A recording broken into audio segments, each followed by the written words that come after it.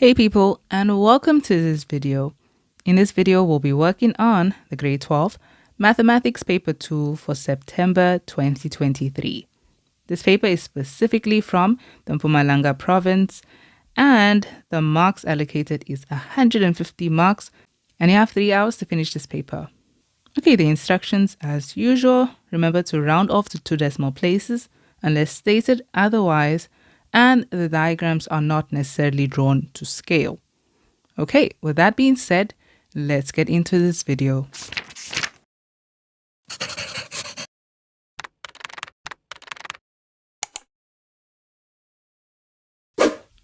Question 1 says, the table below shows the masses in kilograms of 15 randomly chosen weightlifters of a certain gymnasium.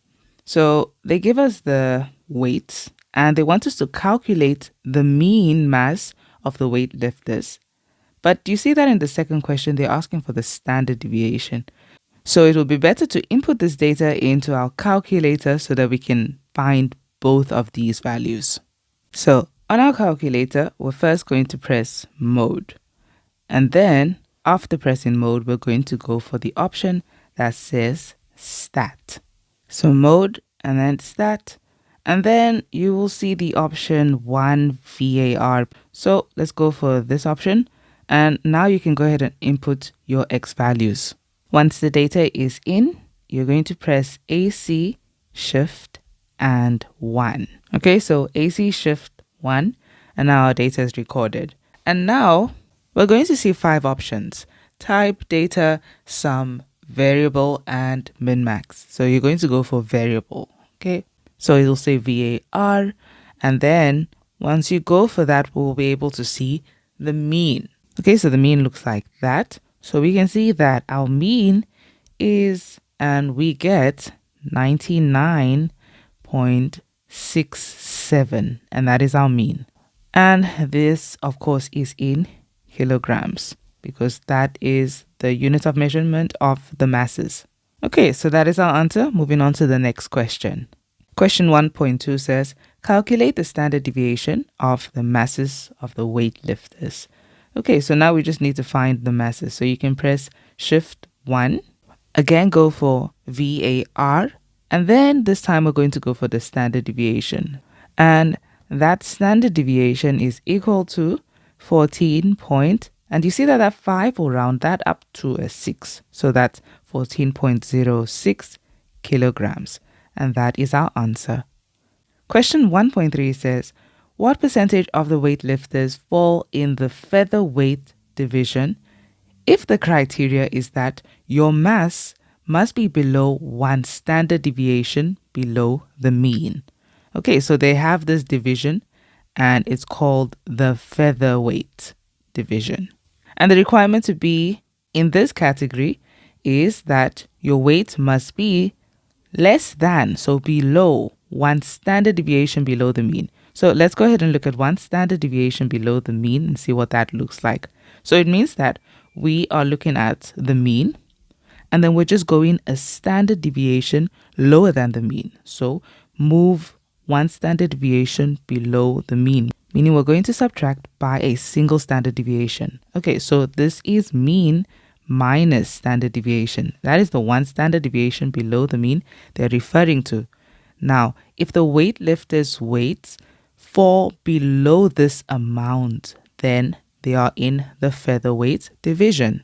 So let's go ahead and look for the values that will be less than the mean minus the standard deviation. Okay, so the mean was this 99.67 kilograms and the standard deviation. So we're just going to subtract them and find out what this gives us. You can still do normal calculations on your calculator even in this mode that it is in. And we see that for them to fall in this category, they should be lower than, they should weigh lower than 85.61 kilograms. So let's just go ahead and take this amount and compare it to the numbers that we have above. Okay, so this is the amount we are looking at and we're just comparing it to this. Okay, so they've already put it in ascending order. So the values that are less than 85.61, that is 71 and 83. Those are the only ones. Okay, so we can see that it's 2 out of the total 15 weightlifters. So the question is, we need to find out what the percentage of weightlifters that fall in the featherweight division are. So since we can see that it's 2 weightlifters out of the total of 15, as a percentage, you can just multiply this by 100 to put it in percentage format. So this is 2 over 15 multiplied by 100. And that is 13.33%. And that is our answer. Okay, moving on to the next question. Question 1.4 says, if all the weightlifters lose 3 kg, what will be the new mean mass of the weightlifters? Okay, so you know how the mean takes the sum of all the values and divides by the total number of values. So we still have 15 weightlifters. That did not change. The only thing that changed is their weight, but they all lost the same weight. They lost 3 kg. So as a mean value, the mean weight they lost would be 3 kg, because you would have said 3 plus 3 plus 3 15 times, and then you still divide by 15. So it's still 3. So we're just going to say, take the old mean, and we're going to subtract a mean of 3 kg from it. So, and that will be our new mean. So the old mean was 99.67 kilograms, and they all lost 3 kg. So minus 3 kg, and this is equal to 96.67 kilograms. And that is our answer. Moving on to the next question. Question 1.4.2 says, we need to find the standard deviation of their masses, okay, if they lost 3 kg. So they lost the same weight. You can kind of see it like this, okay? So they used to have a mean of 99.67, right? That was the mean. So it means that the other points, as we saw, okay, so we just had all these points. And the mean just dropped, meaning everything, the way it is, they just went lower than what they are. And they decreased at the same value. So this went down to 96.67. So it just means that everything went like this and then just went down. Now with the standard deviation, you have to understand what the standard deviation is. The standard deviation measures how spread out the data set is, meaning it's measuring an average of the difference of each point and the mean. So it's like, how far is this point from the mean? Okay, I'll take that value. How far is this point from the mean? And that point, and that point, and it finds an average, a rough average of how far each point is from the mean. So the standard deviation is like an average of the differences, okay, from the mean and each point. Now, do you see that if this mean went down to this, nothing changes really with the standard deviation. This point is still the same distance away from the mean that it used to be, because everything decreased by 3. And that point is still the same distance away from the mean than it used to be. So the standard deviation will not change since it's measuring how spread out the data set is. The data set did not become more spread out. So our standard deviation stays what it previously was, which was 14.06 kilograms. So we can tell them it is 14.06 kilograms. And that is our answer. Question 2.1 says, the box and whisker plots show the wages of workers in rands at 2 companies for the same type of work. Both companies have 20 workers, so we have company A and company B. And the first question, 2.1.1 says, state whether the following statement is true or false.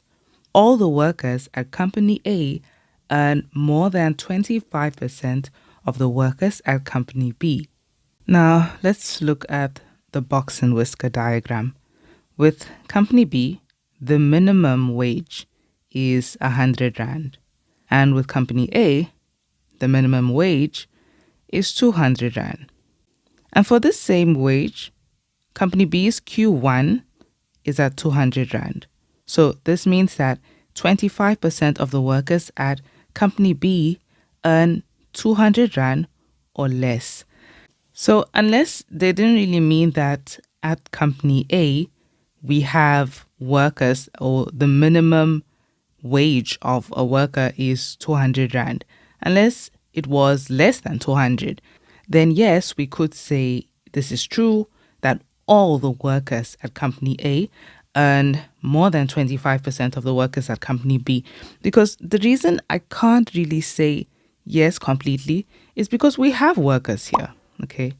So saying that all of the workers earn more than 25% of the workers here, but there are workers here in company A. So maybe yes, most of the workers, majority of the workers in company A earn more than 25%.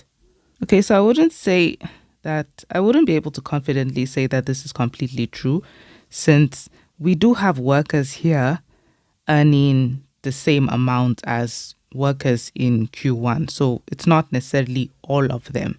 Okay, so I agree that majority of the workers in A earn more than 25% of the workers in company B. But for the sake of this question, I'm just going to say that this is true. Okay, but in all honesty, I really feel like this should have been most or majority at least. Just because it's not really completely true, since we have, the minimum wage at company A being exactly 200. Okay, but let's leave the answer at this for now and move on to the next question. Question 2.1.1 says, comment on the skewness of the data for company B. Okay, so the skewness. So looking at company B, and in general, when we're trying to find the skewness, try to see it like this. So you are looking to the front, okay? And this would be considered your right-hand side, and that will be your left-hand side. So you would look at the skewness based on the quartiles. This is Q1, Q2, and Q3. Do you see that Q2 is closer to Q1? So it is more to the right, meaning that this is skewed to the right, or we can also say it is positively skewed. And that is our answer. Moving on to the next question. Question 2.3 says, which company has the biggest range? Motivate your answer with the necessary calculations. Okay, so we find the range by saying the maximum minus the minimum. So let's find the range in each company. So in company A, the range would be, let's see how that works. So that's going to be the lowest is 200 and the highest is 800. So we're saying 800 minus 200. That would be the range here. 800 minus 200 is equal to 600.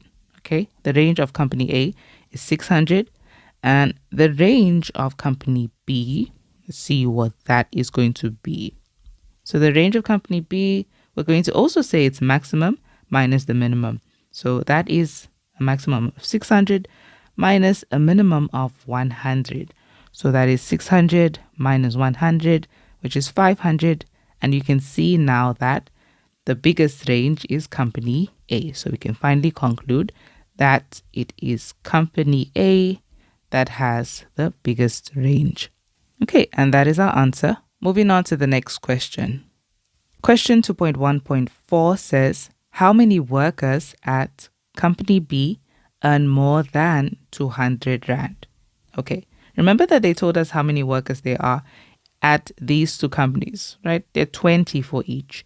So we want to find out at company B, how many workers earn more than 200 Rand? So that will be everybody here.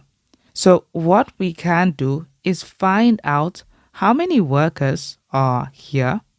And this marks Q1, right? That's just Q1. And we know that Q1 is at 25% of our data set. So we'll find out what is 25% of 20 workers, because that's just saying that a fraction of 25% of the workers are here. So that's 25% of 20. Okay, so we can find that.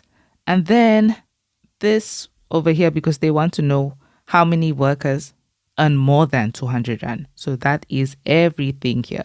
So we can find out what exactly that maximum is. We already know that. That's 20 workers. There are exactly 20 workers here in both companies. So that's going to be 20 minus 25% of 20. That's what we will do to find that. Okay, so Q1 is 25% of 20, so times 20 is equal to, and we know that a quarter of 20 is 5. Okay, so the total will be found by saying the 20 workers minus 25% of them, and we can see that this is 15 workers. Okay, 15 workers earn more than 200 Rand. Moving on to the next question. Question 2.2 says a table of data showing the price of crude oil at the end of each year in US dollars to the nearest dollar per barrel is given. Okay, so we have the years and the price. And they want us to determine the equation of the least squares regression line for the price of crude oil per year.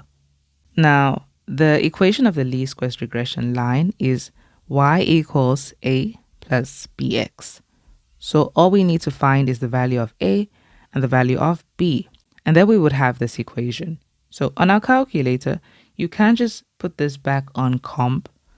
And then now we're going to set it back to stat. So in your calculator, press mode and then stat. But this time, we're not going to go for one variable data set. We're not going for one VAR. We are going to go for a plus bx. As we can see, that's the paired variable, linear regression. So we'll go for that. Okay, and I just removed the last recorded data there. And so now we're going to substitute these values. Okay, so as you can see, they gave us these values, the years, and then the price. So those are the x values and those are the y values. So let's go ahead and put them down first. And once the x values are in, we'll put in the y values. Okay, once recorded, press AC, Shift, and 1. And then we're going to go for option number 5, which says regression. Okay, so when we go for regression, then you're going to see your values. So we need to find the value of A, and A is equal to, that is 5,965 point, and that's going to round up to a 1, so 0.51. And B is equal to, so again, just press Shift and 1 on your calculator, go for option 5, regression, and then B is simply negative 2 point. That is going to round that 2 up to a 3, so negative 2.93. Okay, so I'm just putting those in order. So therefore, our equation is 5965.51, and B is negative, so we'll say negative 2.93x, and that is the equation of the least squares regression line. Moving on to the next question.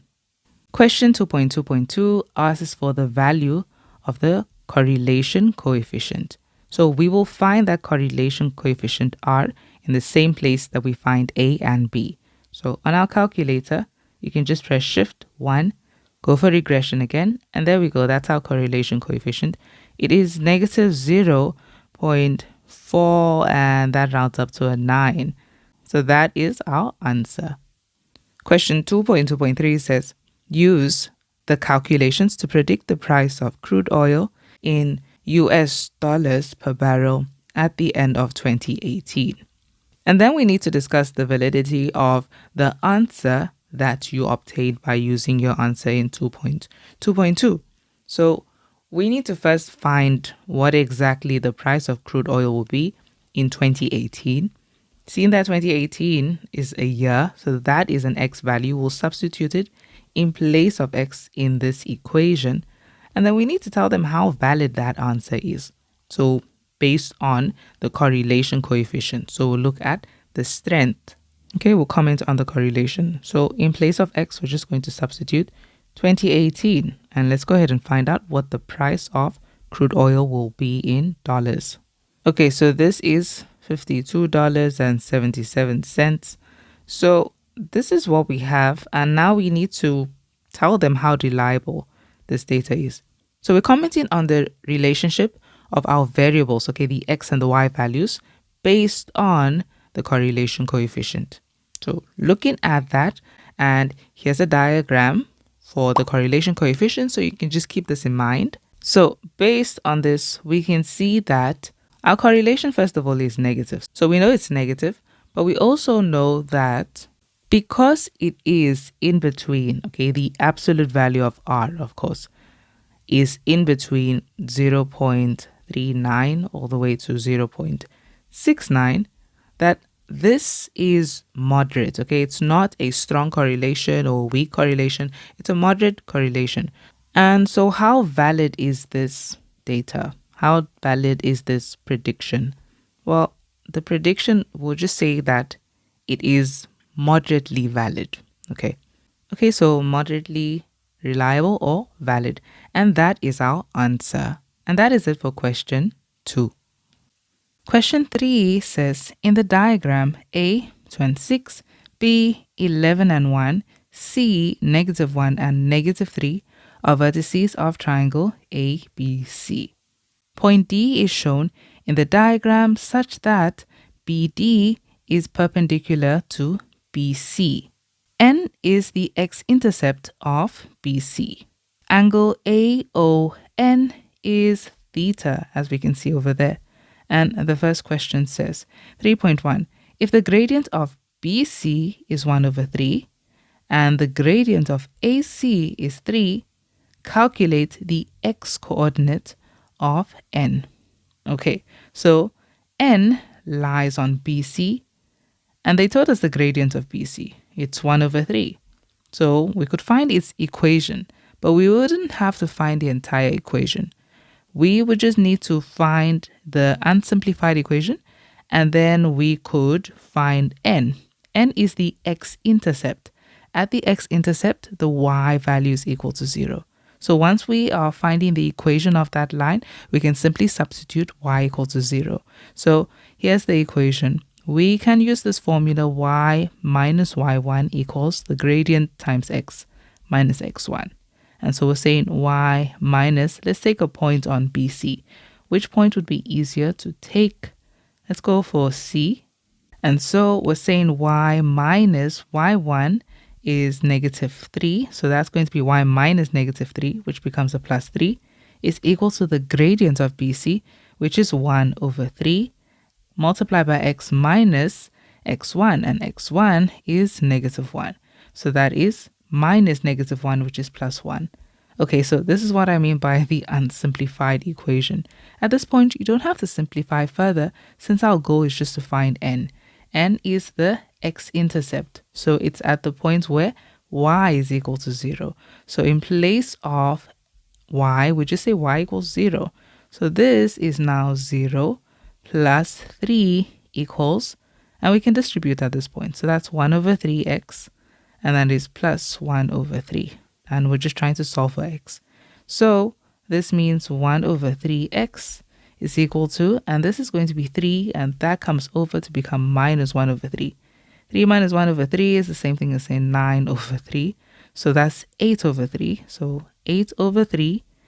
And then to solve for x, instead of dividing both hand sides by 1 over 3, you can just multiply both hand sides by 3 over 1, which is just 3. So times 3 to get rid of that denominator. Or you could just see that the denominators are the same. So therefore, x is finally equal to 8. And there we go. That is the x value of n. It is equal to 8. Moving on to the next question. Question 3.1.2 says we need to find the size of angle ACB. Okay, let's just put down that we know that this x value over here is 8. And now how do we find this angle ACB, this angle? Okay, so it's an angle that has been created using the two lines, and we know the gradients of these lines. So we can just use the angle of inclination. So here's how we can go about finding this. So we will draw an x-axis. Okay, so a line parallel to the x-axis, and we're going to put that line at this point at the vertex of C. Okay, at that point where C is formed. And now this is to better understand how this angle was created. So to find this angle, we're going to just say, find the angle of inclination of this line AC. And if you subtract it by the angle of inclination of this line BC, we will end up with this angle over here. Okay, so we're just taking this entire angle and you're saying minus by this angle so that it gives us this angle. And that's how we end up with the purple over there. Okay, so we already have their gradients. Let's just go ahead and find those. So remember that the gradient of, let's just assign those gradients. The gradient of BC is 1 over 3. And the gradient of AC is 3.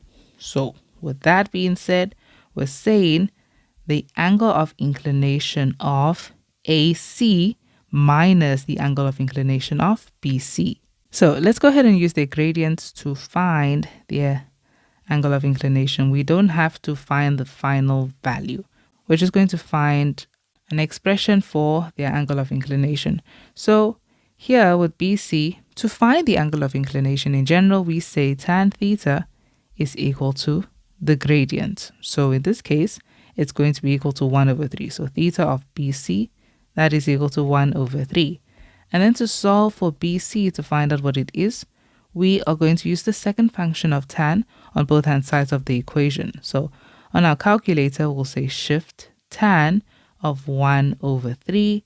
And that gives us, we're not going to round off yet, we'll just leave that as 18.434. And then the other one is going to be, we'll say tan theta of AC is equal to 3.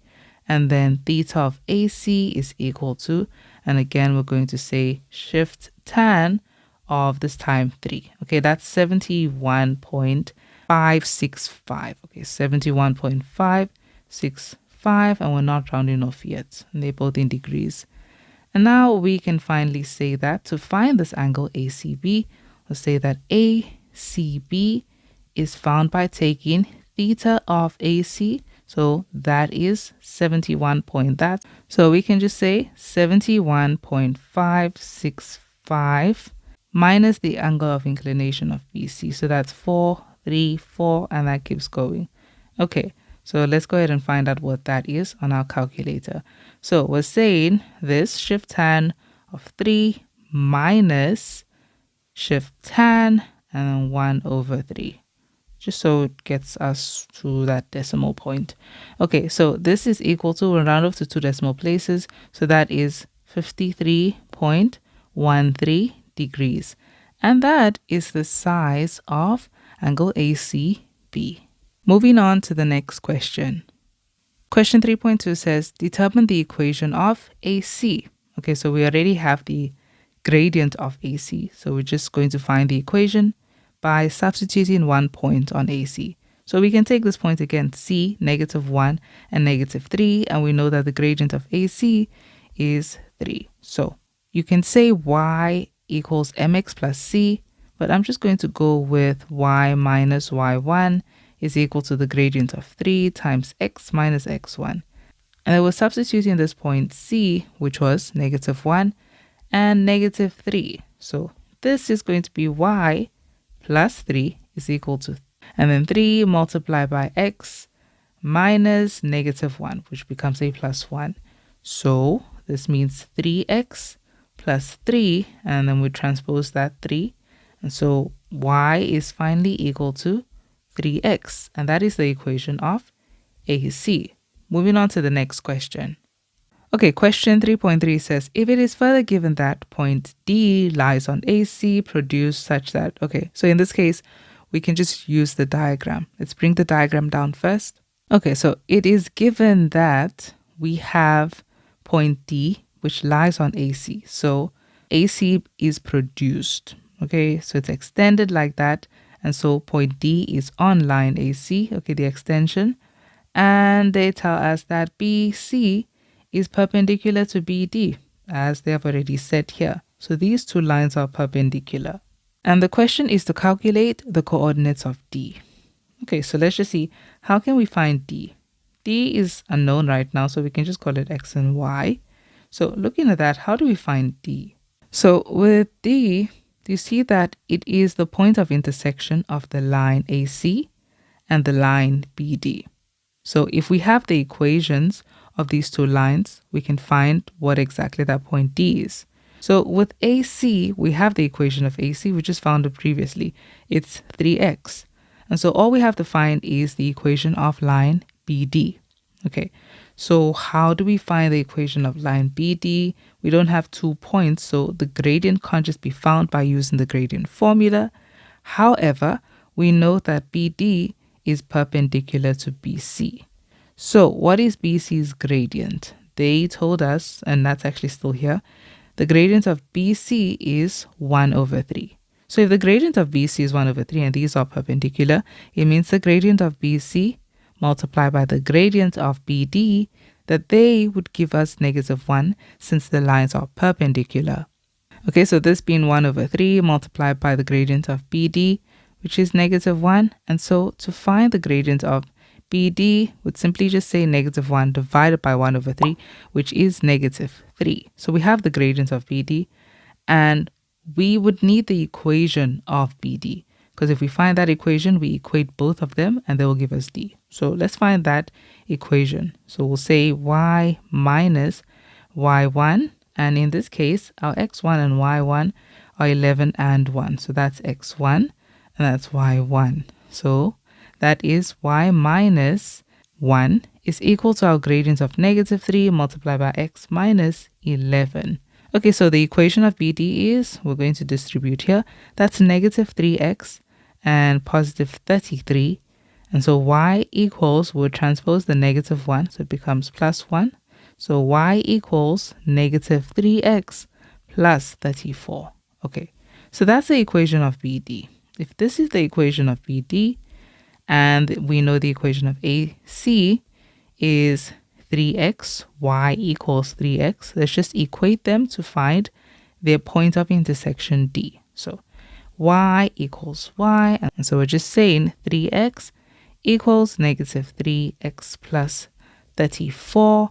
If you transpose that -3x, it's now positive 6x is equal to 34. And then we can just divide both hand sides of the equation by 6. And let's see what we get as our x value. Okay, 34 divided by 6 is 17 over 3. And now that we have that, we can find the y value. So remember that equation of AC is 3x. So we can just substitute it into the easier equation. So we'll say that y is equal to 3 multiplied by, and in place of x, we'll say 17 over 3. Okay, so do you see how 3 and 3 in the numerator and the denominator would cancel? So y is equal to 17. And so that means that the point D is simply 17 over 3 and 17 as the y value. And that is our answer. And that is it for question 3. Question 4 says, in the diagram A, -3 and 11, C, 1 and 3 are points on the circumference of a circle with diameter AB and center T. Okay, so they didn't include that, but we can just put that down. The center is T. And then they tell us that the equation of AB is given by y equals 3x plus 20. And the first question, 4.1, says, determine the equation of the perpendicular bisector of AC. So AC is this line over here. If it has a perpendicular bisector, it has a line, first of all, that is perpendicular to it, and it's also going to cut it in half. So that can be drawn from here, from the center to this line AC.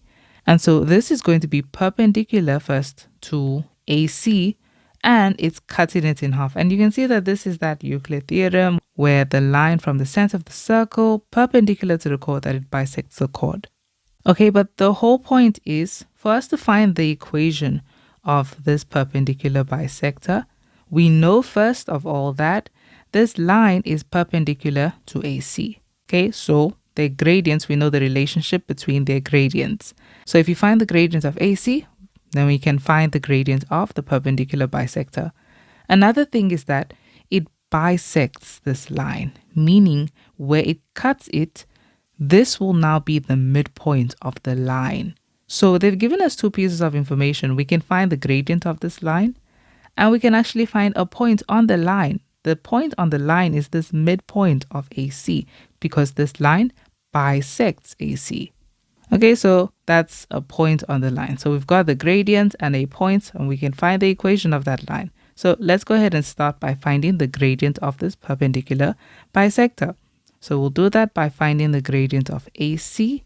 So AC gradient formula is, and so the gradient of AC is equal to, and we'll say, we can just say top minus bottom, that's fine. So 11 minus 3 all over negative 3 minus 1. Okay, so 11 minus 3 is 8, and that gives us negative 4. So that will be negative 2. The gradient of AC is negative 2.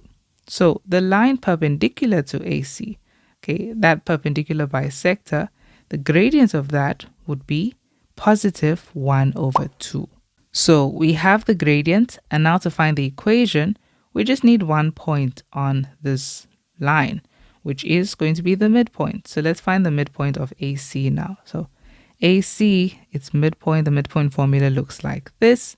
Okay, and we're substituting A and C. So this is the midpoint of AC is, we're going to say negative 3 plus 1 over 2 and 11 plus 3 over 2. Okay, let's simplify. That's going to be 1 minus 3 is negative 2. Negative 2 divided by 2 is negative 1. And then these add up to 14 divided by 2 is 7. So we have negative 1 and 7. So there we have the gradient and a point on the line. So we can find the equation of this line. Okay, so here let's just use y equals mx plus c. That's fine. Y equals mx plus c, meaning y equals whatever your gradient is, x plus c. And we're going to substitute this point in place of x and y. So that 7 is equal to 1 over 2 times negative 1 plus c. And then to solve for c, we're going to multiply that. That gives us negative half. So when you transpose it, it gives you positive a half. Okay, so that's just a whole number times a fraction. Just say 7 times 2 is 14 plus 1 is 15. So this is 15 and the denominator stays the same. So that is C, meaning the equation of this perpendicular bisector is simply y equals 1 over 2x plus 15 over 2. And that is our answer. Question 4.2 says, show that the coordinates of the center are negative 5 and 5. Okay, so we're trying to find the coordinates of the center of the circle. Now, the previous question usually helps you with the next question. Okay, so with this, we found the equation of the perpendicular bisector of AC. This equation over here. So that line. So if we know the equation of this line, and we're trying to find the center of the circle, then these two lines, you see that they intersect at this point. And remember that they told us that the equation of AB is 3x plus 20. So we already have the equation of AB. So we can just equate the equations to find that point of intersection of theirs. Okay, let's go ahead and do that. So we have the equation of AB, that was y equals 3x plus 20. And then the equation of that perpendicular bisector, and that was the previous question. Okay, so that's y equals 1 over 2x plus 15 over 2. So let's equate. So we're saying that y equals y, so 3x plus 20 is equal to 1 over 2x plus 15 over 2. To solve for x, we can say 3x minus 1 over 2x is equal to, and that's 15 over 2 minus 20. Okay, so 3x minus 1 over 2 is like saying 6 over 2x. Okay, so that's going to be 5 over 2x that we have there. And it's equal to, so with this, you can put this as 15 minus 40 is 25. So that's negative 25 over 2. And then to solve for x, you can just get rid of the 5 over 2 by multiplying both hand sides of this equation by 2 over 5. So on both hand sides, and therefore x is simply equal to, here the 2's would cancel, and you have negative 25 divided by 5, which is negative 5. So we found x. And now we can substitute that x value into either one of the equations, since that point lies on both equations. Okay, so let's go ahead and just take this equation, go ahead and substitute x here. So in place of x, we'll substitute negative 5, and we're saying plus 20, so that's minus 5. And let's simplify. So y equals, that's negative 15 plus 20, so that's 20 minus 15, which is 5. And that is our point. T, the center of the circle, is actually negative 5 and 5, as they said it would be. And that is it for that question. Moving on to the next question. Question 4.3 says, calculate the length of the diameter AB. Okay, so here's the thing with the diameter. Knowing that we found the center as negative 5 and 5. The diameter is twice the radius. Okay, so if we found the radius, then we just double it, multiply by 2. So let's go ahead and find the length of AT. So we'll put down the coordinates A and T. And then we need the distance formula. So distance is equal to the square root of x2 minus x1 all squared plus y2 minus y1 all squared. And so AT is equal to, saying the square root of, and we can just say top minus bottom. So that's negative 3 minus negative 1, so minus negative 5, which is plus 5 all squared, plus y2 minus y1, that's 11 minus 5 all squared. And let's just find out what AT is on the calculator quickly. And that is 2 square root 10. Okay, so that is the length of the radius AT. So if the radius is 2 square root 10, then it means the diameter AB would simply just be twice of this. So it's going to be 2 times 2 square root 10, which is equal to 4 square root 10. And of course, we can also put these as decimals. So if you take that and you multiply by 2 as a decimal, it is, so AB is finally equal to, that is going to round that up to a 5. So it's 12.65 units. And that is the length of AB. Moving on to the next question. Question 4.4 says, write down the equation of the circle. So with this circle, we have its center and we have 2 points on the circumference. So we can choose to use any of those. So we need the center and 1 point on the circumference. Let's go ahead and take the center and see, because it's the simpler point, 1 and 3. Okay, so the equation of a circle, the general equation of a circle is x minus a all squared plus y minus b all squared is equal to r squared. So we are saying x minus, now a and b, those are the coordinates of the center of the circle. So that's a and b, the x and y value. So that's x minus negative 5, which is plus 5 all squared, plus y minus 5 all squared is equal to r squared. And at this point, we're almost done with the equation. The only thing missing is r squared. So we'll find r squared by simply substituting 1 point on this graph.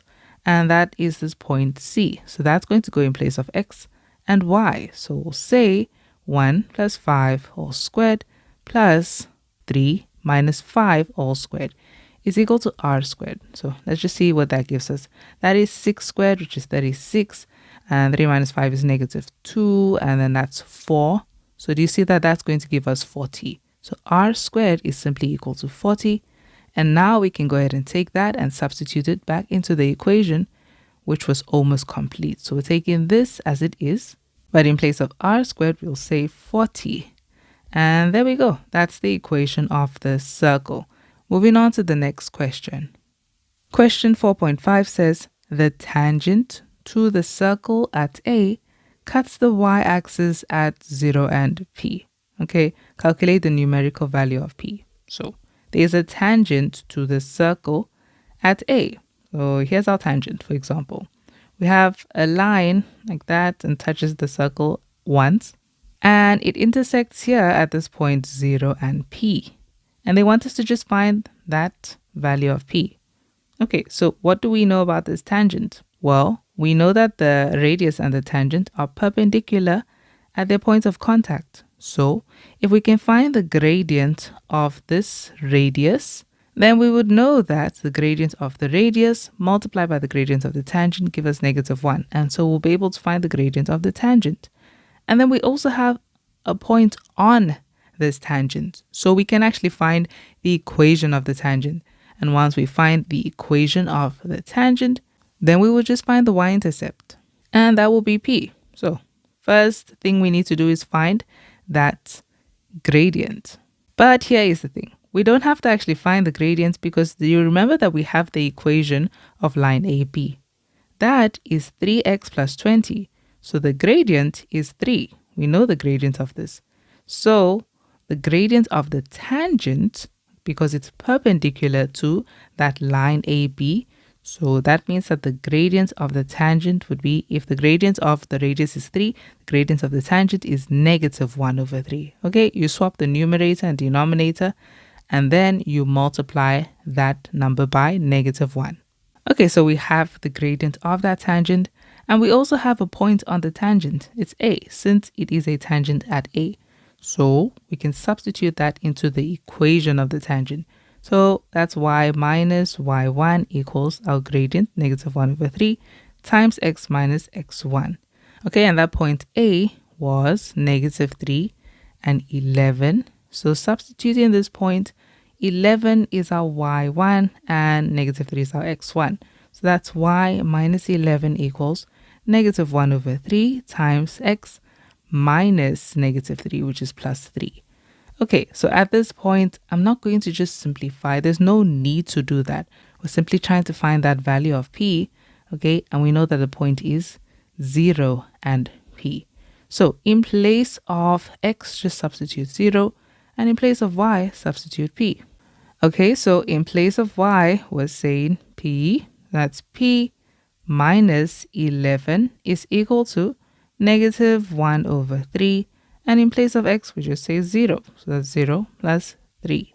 Okay, so p minus 11 is equal to, that is going to add and become a 3. So you have negative 1 over 3 times 3. The 3's will cancel and you're left with negative 1. So that's just negative 1. And p is finally equal to, if we transpose the negative 11, it becomes positive. So 11 minus 1 is 10. And there we go. The value of p is simply equal to 10. Moving on to the next question. Question 4.6 says, if the circle through A, B, and C, that is our circle, right? Yes, A, B, and C. So if that circle that we have is moved 3 units to the right and 2 units upwards, and the radius is halved, okay, we need to write down the equation of the new circle. Okay, so as much as this question is a translation question, we don't even have to start moving the diagram around. Here's what we can just do. Focus on the fact that we are finding the equation of a circle. To find the equation of the circle, we need the following. We need the center of the circle. So the center of the old circle was t, which is negative 5 and 5. And then based on the translation, we'll find the center of the new circle. Okay, so we need the center of the circle, and then we only just need the radius, the length of the radius. If we find the length of the radius, we'll know what r squared is. So find the radius so we can find r squared. Okay, so the radius of the old circle was the previous circle. That was, we found that to be, okay, 2 square root 10. Right? We only doubled it to find the diameter. So the length of that radius is 2 square root 10. Okay, and now let's just see the translation that happens. So first, now we're going to find the new ones. So I'll just tabulate it. Okay, so let's go ahead and find that new center. So it used to be negative 5 and 5. So maybe here, negative 5 and 5. But then they told us that this new circle, the entire circle has been shifted, meaning the center will also shift. So this gets moved 3 units to the right. So from negative 5, it moves 3 units to the right, meaning negative 4, negative 3, negative 2. Okay, so it's now going to be at negative 2. So that's negative 2 and 5 still so long. But then it gets shifted 2 units up. Okay, so that's now going to be, for the y value, it's moving up, meaning it's now at 7. So the new radius is going to be at negative 2 and 7. Okay, so that's what we're going to put there. The new center, that's what that is. So the new center T prime, that is -2 and 7. And then they tell us that the radius is halved. Okay, so the radius used to be 2 square root 10. So it just becomes half of it. So divided by 2. So that's just going to be the square root of 10. Okay, the new radius is square root 10. And there we go. We have the center and we have the radius. So we can use the equation of a circle, which is x minus a all squared plus y minus b all squared equals r squared. And then we have x minus our center. Okay, that's a and that's b. So minus -2 becomes plus 2 all squared plus y minus 7 all squared, okay, equals r squared. If you take the radius and you square it, it just gives you 10. And that is the equation of the new circle. Moving on to the next question. Question 4.7 says, a new circle with the equation x minus 2 all squared plus y minus 3 all squared is equal to 4, and center P is given. Will the circle intersect the original circle or not? Motivate your answer with the necessary calculations. Okay, so this is what this new circle looks like. And let's just put down those important points. Now, we actually don't really need to put that down, but just for the sake of understanding what it looks like, then this is what it looks like here. The center, as we can see, okay, is 2 and 3 because it's x minus a, y minus b. Okay, so that's 2 and 3. That is that center P they're referring to. And the question is, will it intersect the original circle? The original circle had a center T, which was 5 and -5. And we need to find out whether these are going to intersect or not.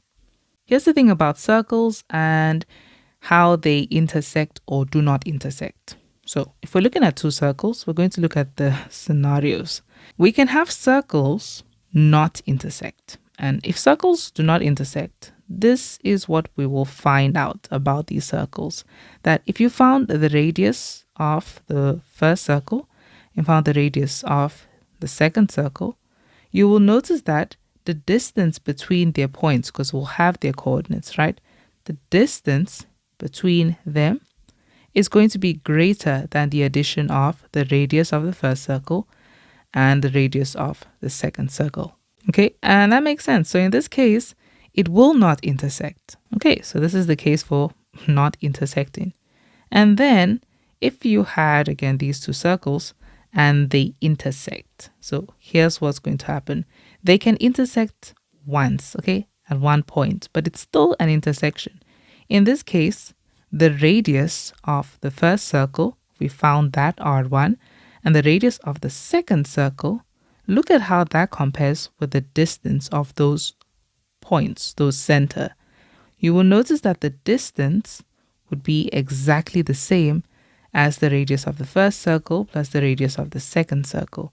And in this case, it intersects at one point only.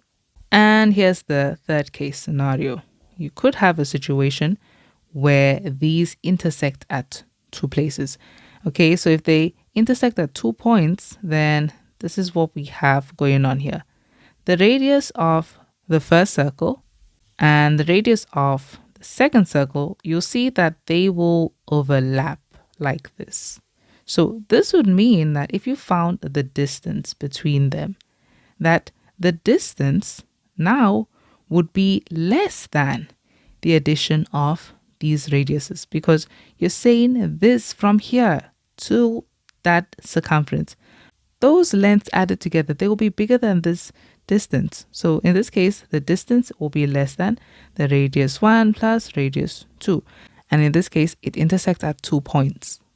So in this case, you see that if we find out that for these two circles, the distance between those centers is equal to the sum of the two radii, or the distance is less than the sum of the two radii, then in that situation, they intersect, okay? Because it will be either at 1 point or 2 points.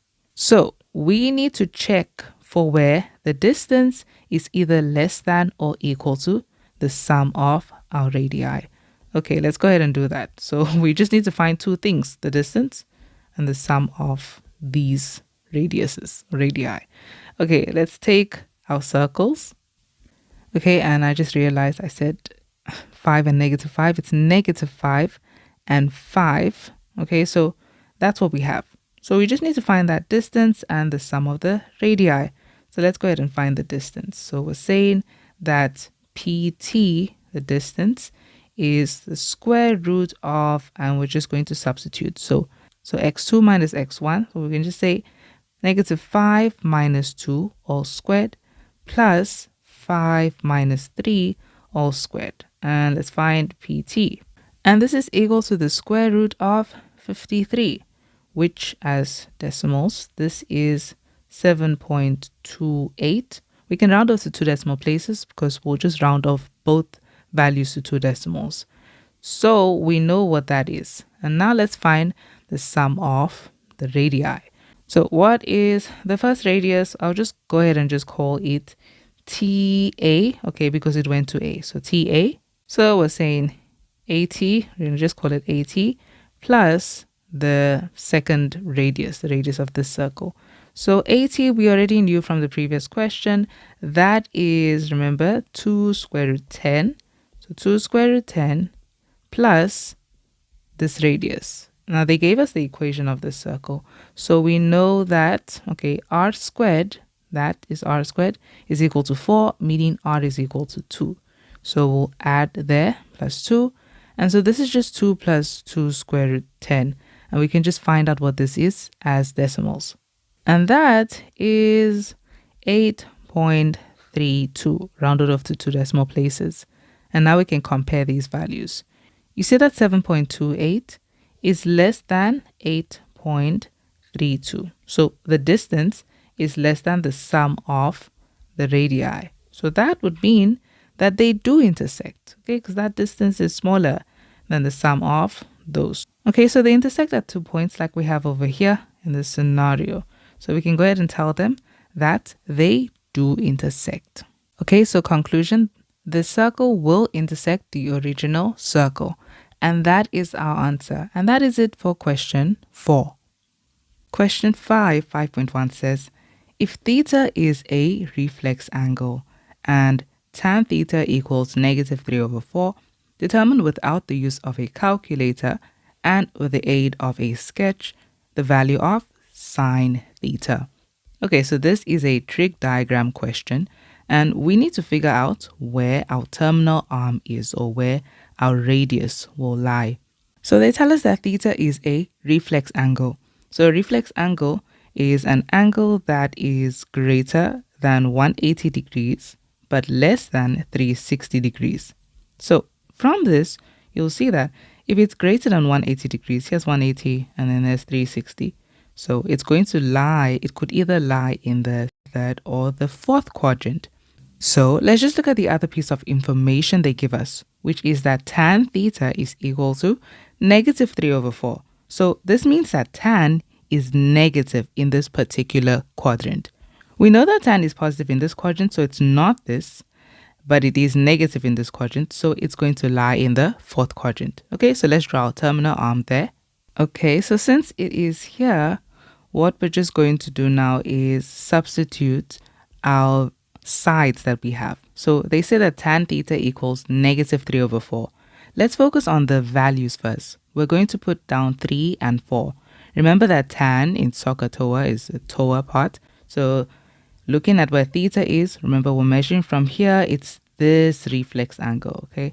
A reflex angle can either look like this, okay, measured like that, or it could be like this, okay, because it has to just be greater than 180 but less than 360. So here is theta, and we know that tan is opposite over adjacent. So the opposite side is 3 and the adjacent side is 4. Now looking at these two, because the fraction is negative, meaning one of these values are negative, which should be negative? It should be the 3, because you see that this is on the negative part of the y-axis. So the 3 is negative, the 4 is positive because that's the positive part of the x-axis. And now we can go ahead and find the hypotenuse. We need that hypotenuse to find sine theta. So we will say that the hypotenuse, we'll say r squared, is equal to the shorter side squared plus the other shorter side squared. And so r squared is equal to 16 plus 9, which is 25. And therefore, if you square root both hand sides, considering the negative and positive solution, but r is a radius, it's a length, so it's always positive. Therefore, r is equal to 5 units. Okay, and now we can find sine theta. Sine theta is saw, okay, in SOHCAHTOA, so opposite over hypotenuse. And so we'll say the opposite side, which is negative 3 over the hypotenuse of 5. And that's our answer, negative 3 over 5. Moving on to the next question. Question 5.1.2 says we need to find the value of cos 2 theta.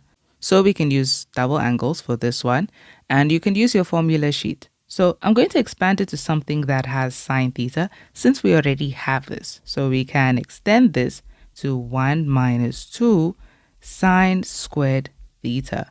And so this is equal to 1 minus 2, and we know that sine theta is negative 3 over 5, and then this gets squared. Okay, so this is equal to 7 over 25, and that is our answer.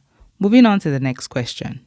The next question, question 5.1.3, we have cos theta plus 30 degrees.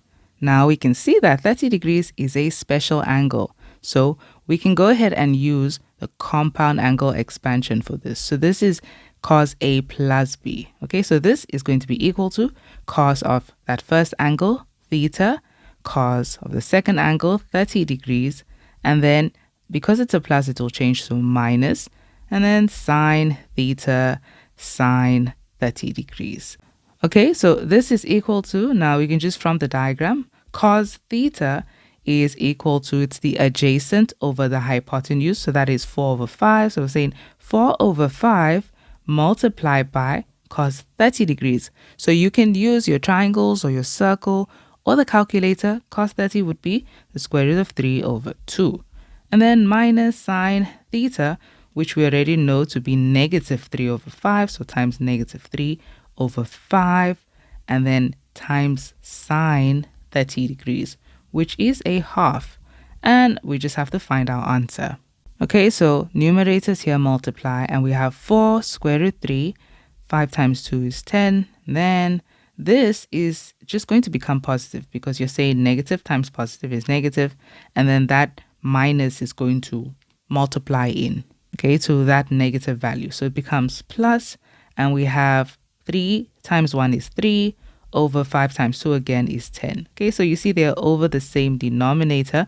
So we can rewrite this as 4 square root 3 plus 3 over 10. And that is our answer. Okay, we are on question 5.2. And question 5.2 says, if x is equal to 4 sine alpha and y is equal to 4 cos alpha, calculate the value of x squared plus y squared. Okay, so we're just taking x squared plus y squared, and in place of x, we'll substitute for sine alpha, and that is going to be squared since it's x squared. And in place of y, we substitute for cos alpha, and that is also squared. Okay, so there's no rule that we can use here. We're just going to square it. So the 4 squared gives 16. So that's 16 sine squared alpha, and then 16 cos squared alpha. I think we can see where this is already going. 16 is a common factor, so we're going to take that out. And we have sine squared alpha plus cos squared alpha. And then this is equal to 1 from our trig identity. So this is times 1, and our final answer is 16. Okay. And that is it for question 5.2. Question 5.3 says, simplify the expression to a single trigonometric ratio. Okay, so with these expressions, you will notice that we have angles that are greater than 360 degrees, and we also have negative angles. So here is the rule for these angles. If you have an angle greater than 360 degrees, we can simply just subtract 360 degrees from that angle, okay, until it is less than 360 degrees. And if the angle is negative, okay, less than 0 degrees, then you're going to add 360 degrees to that angle. Of course, until it becomes positive.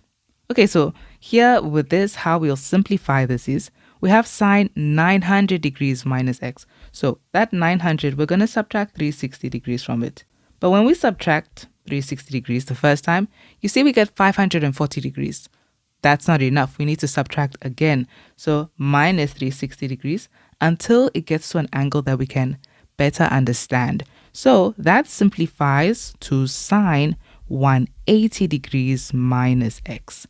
And this is multiplied by, you have cos negative x. That is negative. So to understand this better, we're going to add 360 degrees. And so it is cos 360 degrees minus x.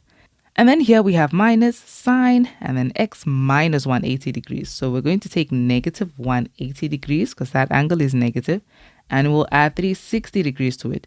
And now it's positive. So we can just rewrite this as negative sine, and we will write the positive 180 degrees first, okay, angle first, and then the variable. So that x is positive as well, so it's positive x, okay.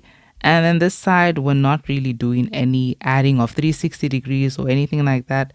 It's just a cofunction that we have. So what is sine 90 degrees plus x? That simplifies to positive cos x, okay, from cofunctions. And now we can go ahead and reduce our angles. So here we've got sine 180 degrees minus x, and just leave the cos diagram here. Okay, so we have sine 180 degrees minus x, and that is going to be in sine's quadrant, so it stays positive. So that's sine x multiplied by cos 360 degrees minus x. That's also in cos's quadrant, so it stays positive. So that's positive cos x.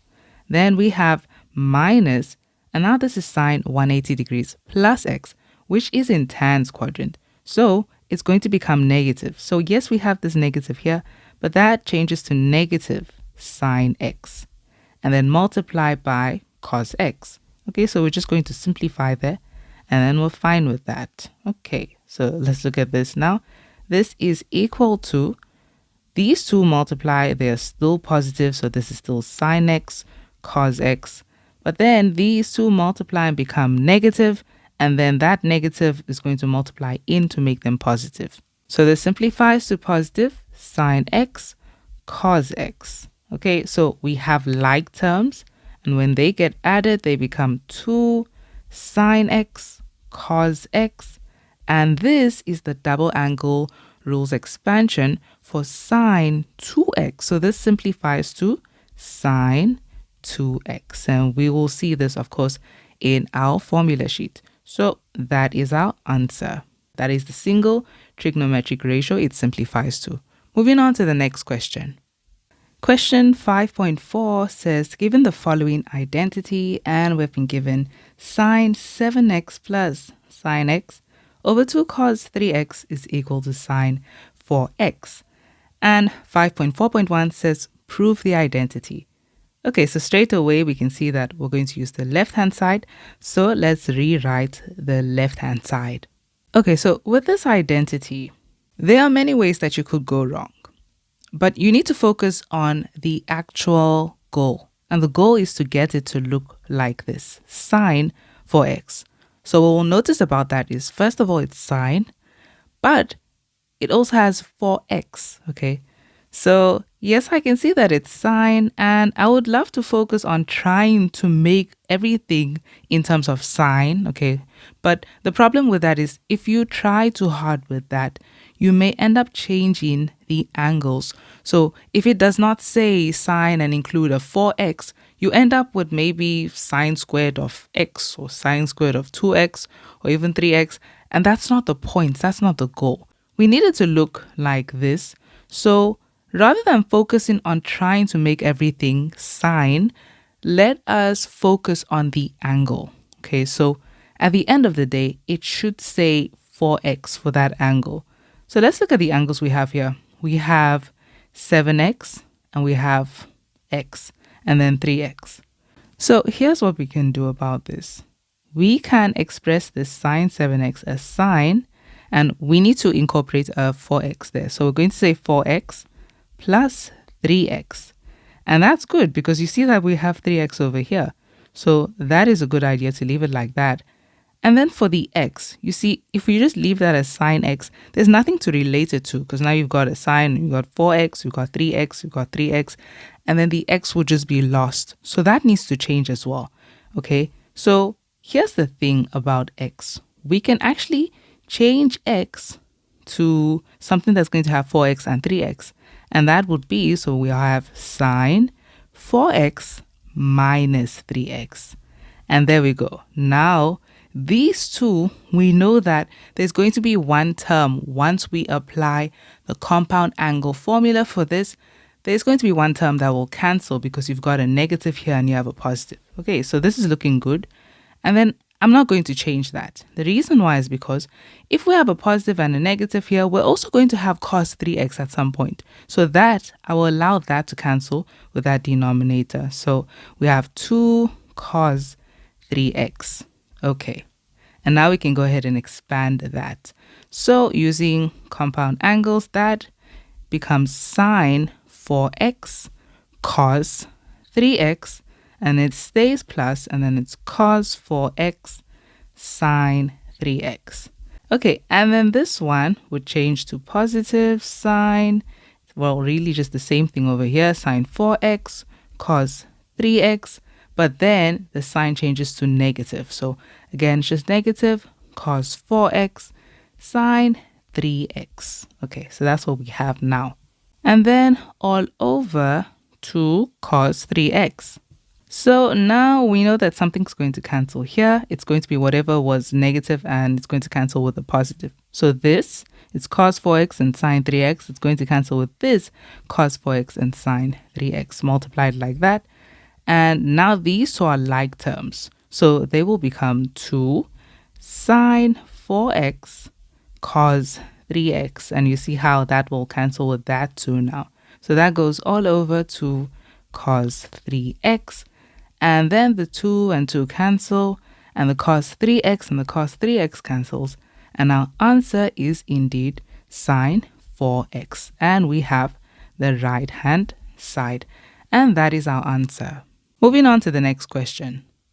Question 5.4.2 says, for which values is the identity above undefined? Okay, and we need to determine the general solution of x for which the identity is undefined.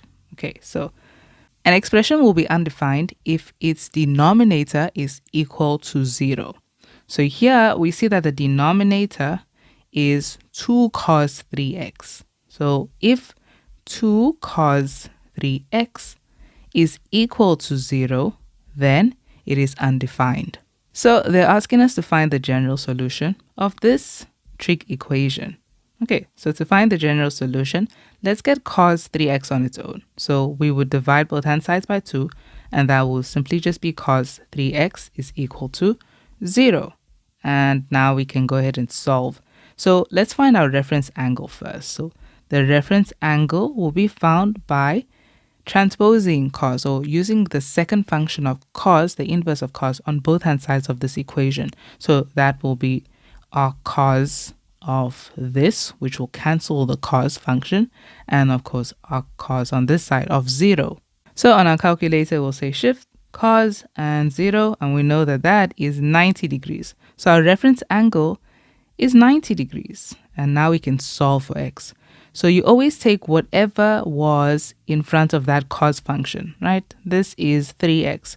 So we're saying that 3x is equal to, and we're going to put down our solutions. Now, you can choose to use the diagram, or you can choose to use the nature of the cos graph to solve for this. Okay, but with the diagram, you're looking at where cos of an angle is equal to 0. So this will apply to when cos is not negative, or when cos is a non-negative value. And that would be in the first quadrant and in the last quadrant, the fourth quadrant. So we will use those reductions. Okay, on a cos graph, if we were just using that, you know that the cos graph looks like this. So where cos is equal to 0 would be here and here. Okay, and you would know what exactly those values are. But let's just go ahead and use the diagram. So that's theta, and that's 360 degrees minus theta. Okay, minus theta. So 3x is equal to, and we're going to say theta, which is our 90 degrees. And then we are solving for the general solution. So we need to give them the solution generally, okay? So not just within 0 degrees to 180 degrees, no. So we're going to consider that the cos graph repeats itself every 360 degrees. So we'll say plus k of 360 degrees, where k is an integer, okay? And then the second solution we will find is by saying, again, 3x is equal to, and we'll use the second reduction that we have. So that is 360 degrees minus 90 degrees plus k of 360 degrees. And this is where k is an element of integers. And now we can finally solve for x. Here, if we divide both hand sides by 3, then x is simply equal to 90 divided by 3 is 30 degrees. So that's 30 degrees plus, and 360 divided by 3 is 120. So that's k 120 degrees, or x here would be equal to, so here again we'll also divide by 3 on both hand sides of the equation. So x is equal to 360 minus 90 is 270. 270 divided by 3 is 90. So 90 plus, and again that 360 divides by 3, and that's k 120 degrees, where k is an element of integers. And these are our solutions. Moving on to the next question. Question 5.5 says, calculate the general solution of x if we are given this trigonometric equation. Okay, so let's write down our equation first. Okay, and now to solve for this equation, you see that we have sine and then we have cos. So it's good that it's sine and cos because we can use cofunctions to change it to either sine or cos. In this case, it will be easier to change this to sine, okay, since it just says cos x. So we have to change it so that it's in terms of the same function, and then that way we'll be able to find a reference angle. So in this case, the previous question is going to help a lot with understanding how this question works. So now what we're going to do is we can first get rid of this 2 because it's just in the way right now. So divide both hand sides by 2 first, and then our equation is simply just sine 3x plus 20 degrees is equal to, and that 2 is gone. Now we can express cos x as sine 90 degrees minus x using cofunctions. And now that they are both in terms of sine, what we're going to do is we're going to use the inverse of sine on both hand sides to cancel out this sine function. And the point of this is so that we can find our reference angle. So here's why I said the previous question is going to help you a lot with understanding this. You see, at this point, when we're trying to find that reference angle, it's almost as if you're trying to solve for 3x, right? And you take cos over and becomes the inverse of cos. And when we found out what arc cos of 0 was, and that was 90 degrees. Well, it's the same concept over here. We're going to use the inverse of sine on both hand sides, but you can kind of see this as taking sine over. So if we decide to take this sine over, then this is what we're solving for. So we're saying we're finding our reference angle first. And the reference angle is equal to, so this comes over and it is the inverse of sine. And then we have a sine function here, 90 degrees minus x. So because it is the inverse of sine, it will cancel that out. And you see what will be left. It's the 90 degrees minus x. So that now represents our reference angle. Okay, so we're saying 90 degrees minus x. And now we can finally solve for the angle that was on the right hand side. You see that sine function we took over, whatever was in front of that angle, that's what we're trying to solve for. So this is how we're going to solve. So it's kind of like with this case here as well, how we found the reference angle. And then when we were trying to solve for x, we said 3x is equal to, and then we put down our reference angle and then plus k 360 degrees. It's the same concept here. We're putting this as a subject, 3x plus 20 degrees is equal to, and then let's consider the reductions we're using. So now we're going to use the reductions of the first and the second quadrant where sine is positive. Okay, so those standard reductions. And so we have 3x plus 20 degrees is equal to, so we'll say our reference angle, which is 90 degrees, minus x, and then plus k 360 degrees, since the sine graph repeats itself every 360 degrees, and it'll keep going. 360 degrees later, it'll make that same pattern. And then we'll say, or 3x plus 20 degrees is equal to, and we're using the second reduction, which is 180 degrees minus your reference angle. So this is 180 degrees minus, and we have 90 degrees minus x. You might as well just start subtracting it by both terms at this point. So it's minus 90 degrees, which stays minus 90 degrees, and then minus negative x, which becomes plus x. Okay, and then plus k of 360 degrees. And of course, this is where k is an element of integers. And now we can solve for x. If you transpose negative x on this side, we're going to get 4x. So 4x is equal to, and we have 90 degrees. And if you transpose 20 degrees, that's 90 minus 20, which is 70 degrees. Then plus k of 360 degrees. And then we can divide both hand sides by 4 to solve for x. So x is equal to, that is 35 divided by 2, which is 17.5. So that is 17.5 degrees plus, and then 360 divided by 4 is 90 degrees. So that's k of 90 degrees. And we've solved for x here. Or here we're going to solve for x, saying that we'll leave 3x here, but if we take that positive x over, it becomes negative. And so now we have 2x is equal to 180 minus 90 is 90. 90 minus 20 is 70. So 70 degrees plus k 360 degrees. And then if you divide both hand sides of this equation by 2, x is therefore equal to 35 degrees plus, and that will just give us k of 180 degrees. Of course, this is where k is an element of integers for both cases. Okay, and that is our answer. And that is it for question 5. Question 6 says, in the diagram below, the graphs of f of x, which is 2 cos of x, this graph over here, and the graph of g of x, which is cos 2x, are drawn for the interval where x is an element of negative 45 degrees all the way to 180 degrees. And the first question is 6.1, write down the period of g. Okay, so looking at the period of g, you just have to look at the actual equation of g because they gave you that. So this is a cos graph. And to find its period, you will take the original period of a cos graph. So the cos graph takes 360 degrees to complete one cycle. And we'll take that and we'll divide it by the coefficient of x. Because whatever is put as the coefficient of x is what will affect the angles, the period of the graph. Okay, so we're going to just say divided by 2. And so this means that the period of g is 180 degrees. And that is our answer.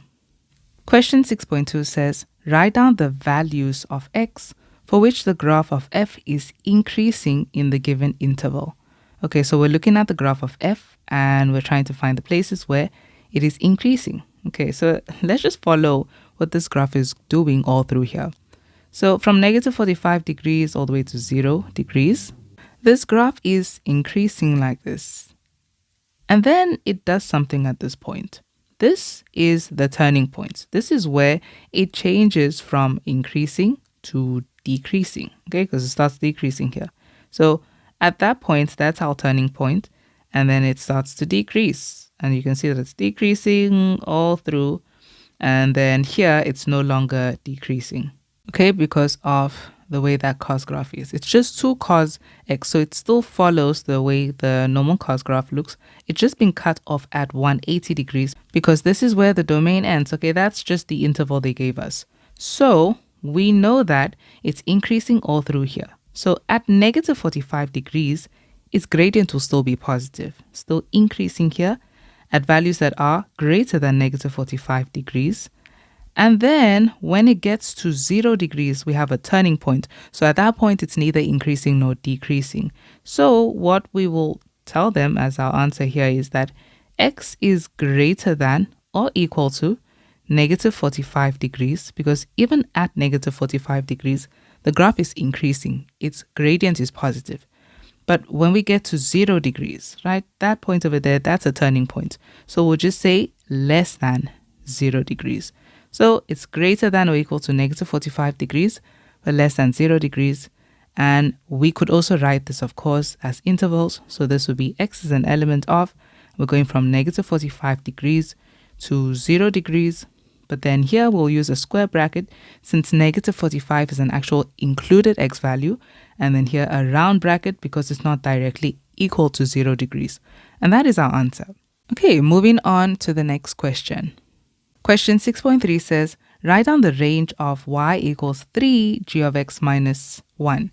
Now, g of x is this graph, so cos 2x. Notice that the coefficient of cos 2x, right, that is an invisible one. So if that's an invisible one, it means that the graph, the actual graph of g of x equals cos 2x, that it currently, its range, its y values, that's what the range is, its y values are going from negative 1 all the way to positive 1. Okay, that cos graph, that's what it's doing. But now in this new equation, do you see that a 3 has been put in front of this graph? So at this point, when we just update that part, it's 3 cos 2x. So what's going to happen with those y values? They will extend, okay, so not to 1 anymore, but now to 3. And this will extend to negative 3. So that's what the range of this graph would be. But then they also said minus 1. So minus 1, meaning this graph is going to shift 1 unit down. So it moves 1 unit down. And so now its highest, the highest it reaches is now 2. And it used to reach a lowest of negative 3, but it shifted 1 unit down. So now the lowest it reaches is negative 4. So we can see now that the range goes from negative 4 all the way to positive 2. So as our answer, we can just tell them that y is an element of, it's going from negative 4, and this will be square brackets because it will have these actual y values. So from negative 4 to positive 2. Okay, you can write it like that, or you can write it as y is greater than or equal to negative 4, but less than or equal to positive 2. Either ways, this would be fine. And that is our answer. Question 6.4 says, determine the values of x for which f of x is greater than or equal to 1 over 2 in the given interval. Okay, so the values of x for which f of x is greater than or equal to 1 over 2. What does the graph of f of x look like? F of x is 2 cos x. So if we replace that with 2 cos x, this is what we have. 2 cos x is greater than or equal to 1 over 2. Okay, so just to see where that is on our graph, this is our graph over here, and we're trying to find the places where it is less than or equal to a half. So that's 2 that it reaches over there, and then a half would be somewhere here. Okay, so I'm just putting this line down so that we can see where the solutions will be. And in this graph, right, we only have one solution within this interval that they've given us. It's over here. So this is where this line of a half hits the graph. So it's a number that is between 45 degrees and 90 degrees. We can just keep that in mind. Okay, so because it is between 45 degrees and 90 degrees, it's an acute angle. So we don't have to overthink this. We can just work on this as if we are solving for x, just like the way we solved for these equations, these trig equations in like grade 10, for example. Okay, so focus on solving for x, and to do that, we would divide both hand sides by 2. If you divide both hand sides by 2, we get cos x is greater than or equal to, and divided by 2, that becomes 1 over 4. So this is what we have, and you're really just trying to find that reference angle. So we find the second function of cos, so we'll say shift cos of 1 over 4, and then just see what that gives us. If you say shift cos 1 over 4, you see what we get. So x the actual x value, that critical value we're looking for, is at 75.52 degrees. And now we can answer them. So we know that where it would be greater than or equal to this, if this is where it is equal to it at 75.52, then where the graph is greater than this value or half, this is all through here. It has y values that are greater than a half all through here. This will be the places where the graph is above this line y equals a half, that half line. Now remember, we are solving for the given interval. So we can see that the x values are values that are on this hand side, right? So they are values that are to the left of 75.52 degrees. But they are not just less than this number. They stop at this point because our interval ends here, okay? Our domain ends here. So it's going to be values that are greater than, okay, because it's values all through here. So values greater than or equal to negative 45 degrees, because at negative 45 degrees, you see that we have a y value greater than a half, but less than or equal to 75.52 degrees. And of course, that is because at this, we have a y value that is equal to a half. So that's how we would find that. And that's our answer. Our answer is simply that x is greater than or equal to negative 45 degrees, but less than or equal to 75.52 degrees. And that is our answer. Question 6.5 says, determine the minimum value of, and we have 1 over 2 cos squared x minus 1 over 4, and it's within the interval where x is an element of 0 degrees to 180 degrees. Okay, so let's write down our expression first. Okay, so with this expression, you see, whenever we have something like this, they will not introduce a brand new graph all of a sudden. So it means that it has something to do with the graphs that we have here. So the graphs we have are 2 cos x and cos 2x. Now, you know, with 2 cos x, we're definitely not going to get that to be cos x. This is just an expression. It's not an equation. But notice that you have cos squared x. This looks familiar, and this has a lot to do with cos 2x. Remember from the double angle formulas, we have cos 2x is equal to 2 cos squared x minus 1. So you see how there's a cos squared x here, and there's a cos 2x, which is what we want. We want there to be a cos 2x because it's a graph we have. And so we'll be able to see the minimum value of that graph. So what we're going to do here is make cos squared x the subject so that we can better understand what exactly this is. So this is one way of doing this. So if I go this route, then we'll just say cos 2x, and then we're going to transpose that negative 1. So it becomes positive so that we can get cos squared on its own. So now we have 2 cos squared x. And then if you divide both hand sides by 2, then this means that cos squared x is simply equal to, so we're dividing by 2. So you can't just say cos 2x over 2. And then the 1 also divides by 2, so plus a half. Okay, so in place of cos squared x, we can just replace that.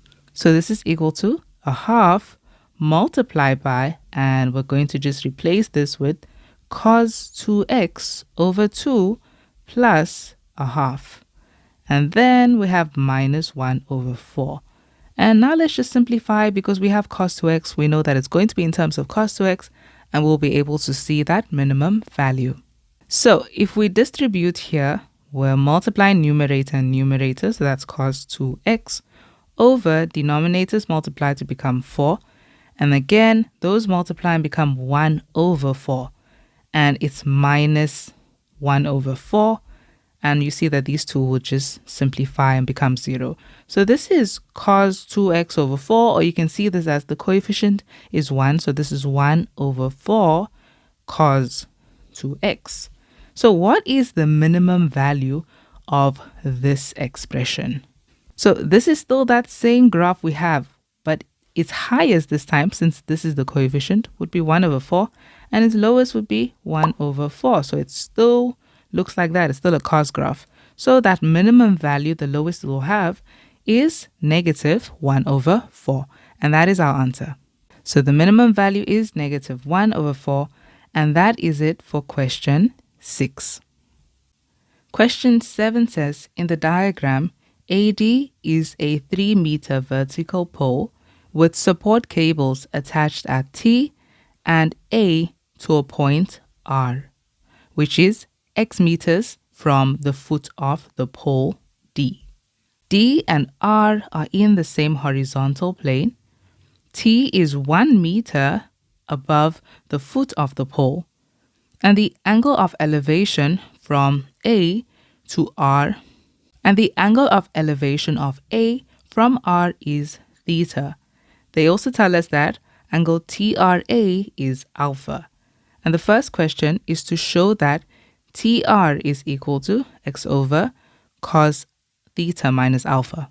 Okay, so with this one, it's quite simple because they mentioned TR. So you know that you're going to use, since it's TR, we're going to use this triangle on the bottom here. And they specifically have cos of this, okay, theta minus alpha. So the angle theta minus alpha, it just is found by finding this angle in here. So in this triangle that we're focusing on. So we'll say, if you take the entire angle of theta, all of that, and you subtract it by alpha, you see how we'll be left with this angle. So that is theta minus alpha. And we see how they've included x. So they're clearly using the ratio of cos. So cos is the adjacent over the hypotenuse.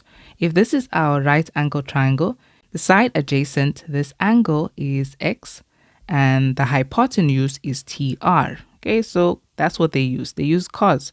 Cos of that angle, which is theta minus alpha, is equal to the adjacent side, which is x, over the hypotenuse, which is TR. And all we're going to do is just make TR the subject.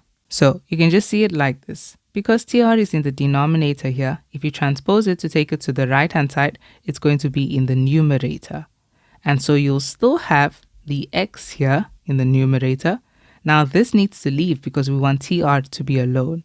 So if we transpose this, because it's in the numerator, it has a natural denominator of 1, it's going to now be in the denominator. So here we go. You could have also done this, of course, by cross multiplying and then leaving TR on its own. So that is our answer. Moving on to the next question. Question 7.2 says, prove that x is equal to 2 cos theta minus alpha over sine alpha. Okay, so with this, if we're trying to find x, do you see that in the previous question? We had an expression and it also had x in it. So if we could just find out what TR is, we can substitute it back into this equation and then just make x the subject of this equation. So the goal is to find TR right now. Okay, so let's find TR. How do we find TR here? Well, we've already used TR in that triangle. So how else can we find TR? Because we can't use it in the same triangle since it will still have those same dimensions, x and 1.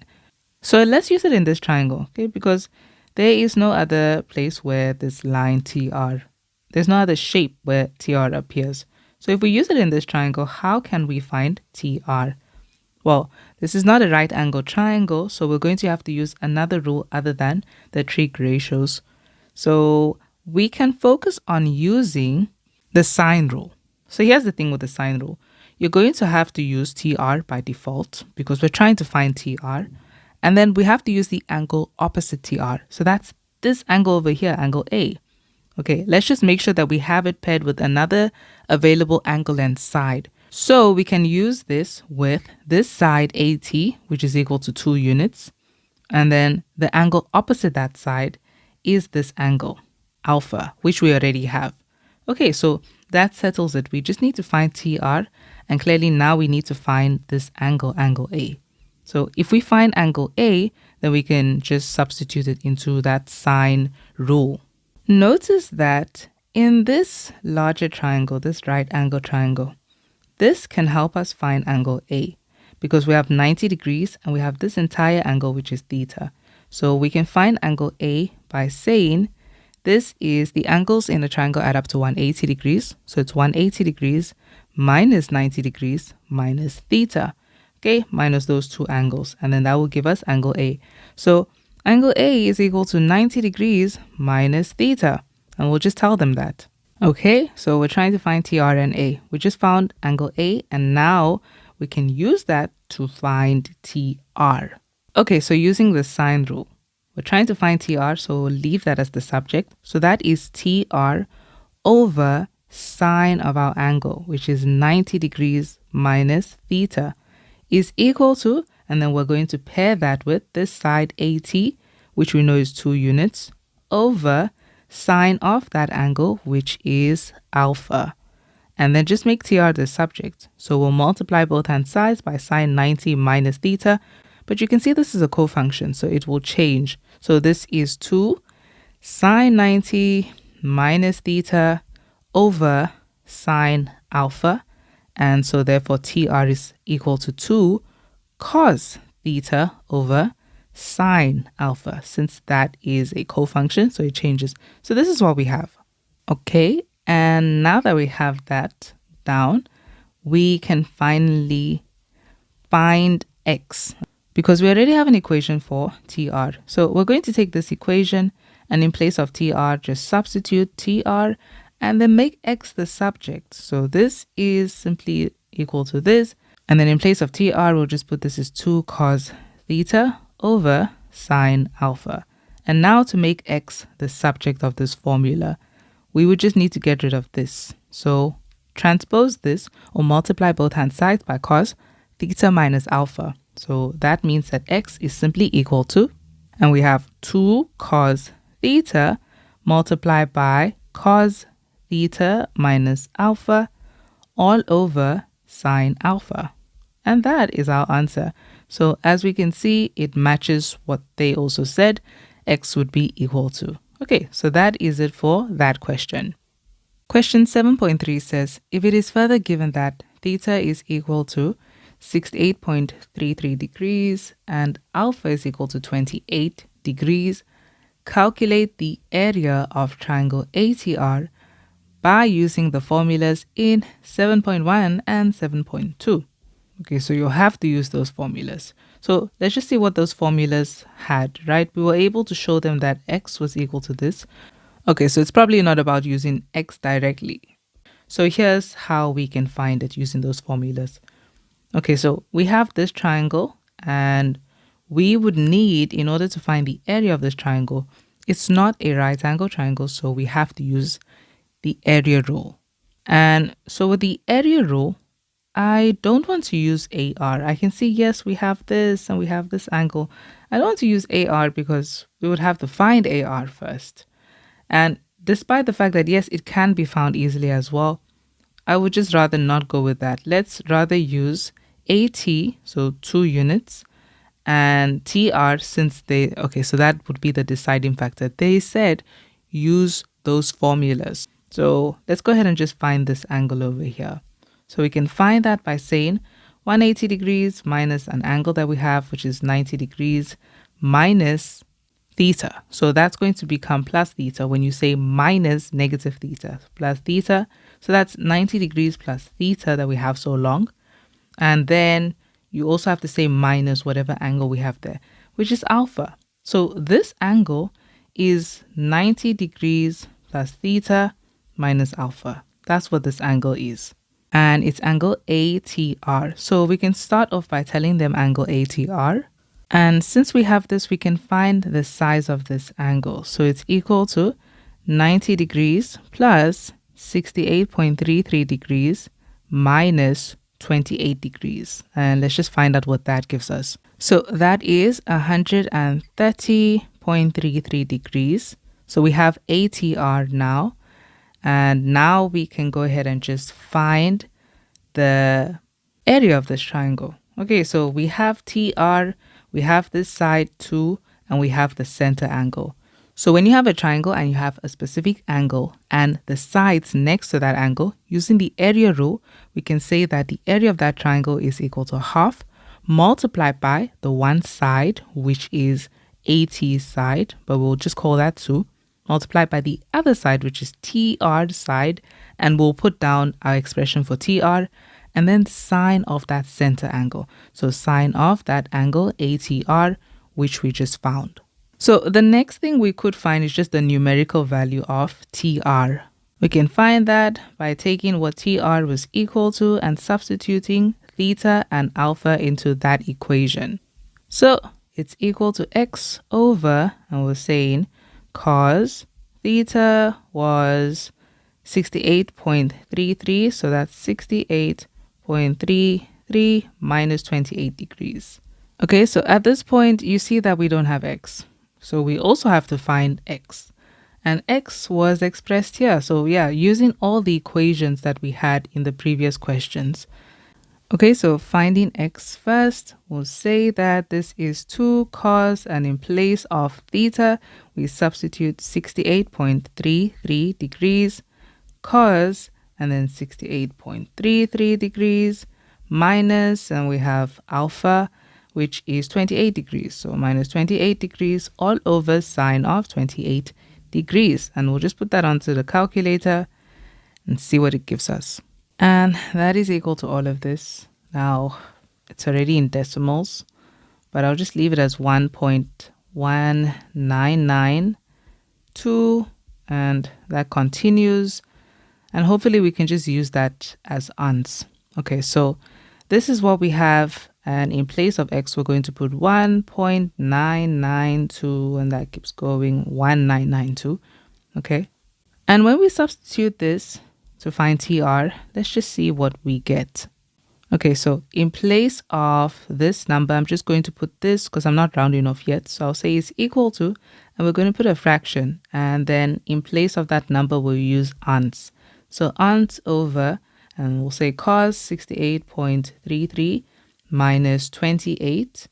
And let's see, this can't really be expressed as a fraction, but it is just 1.5730, and it also continues. We're not going to round off yet. Okay, so at this point, we have everything we need to solve for the area. So let's find the area now. We're saying a half multiplied by 2 multiplied by TR, and we'll take that length of TR and then sine of that angle. Okay, so we're just going to focus on TR and that angle ATR, this angle here. Okay, so this is equal to, and we're just saying, and we're just going to substitute basically. So times 2, and then TR is 1.5730, but we'll just use onts for that.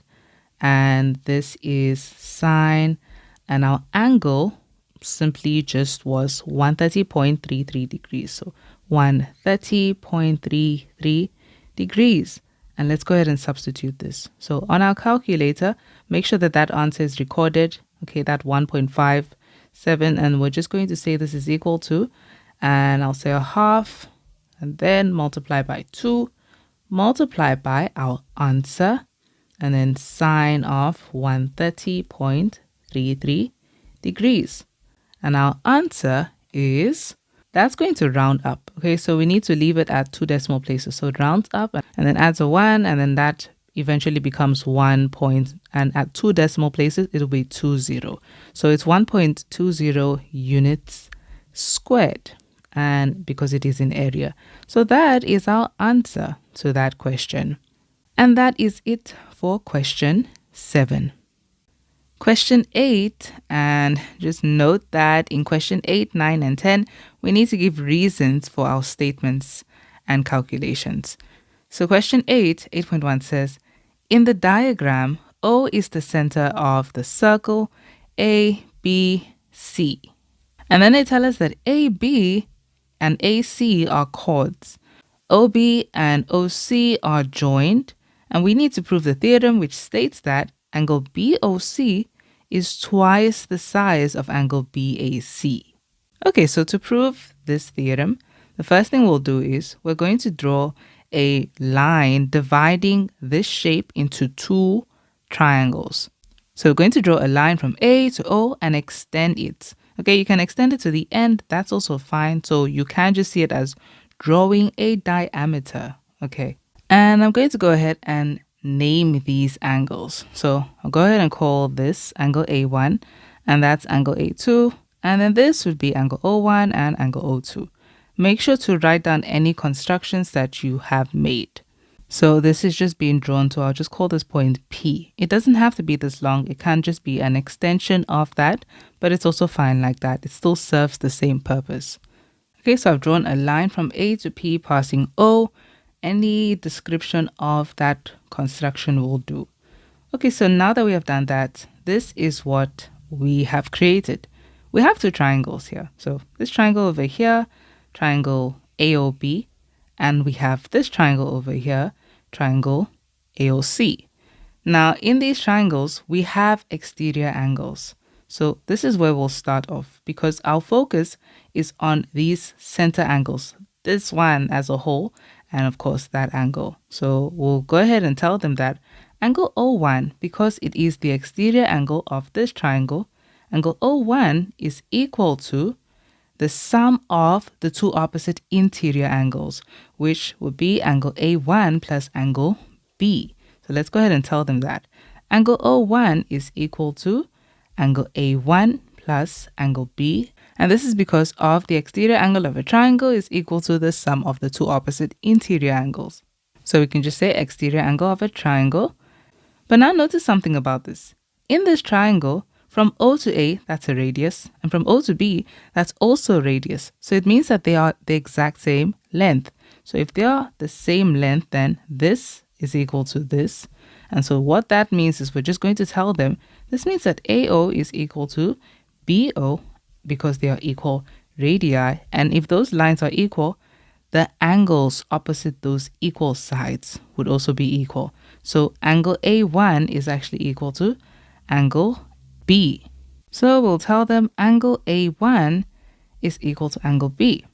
So this means we can actually update this equation. And of course, the reason is angles opposite equal sides are equal. Okay, I've just pulled that up.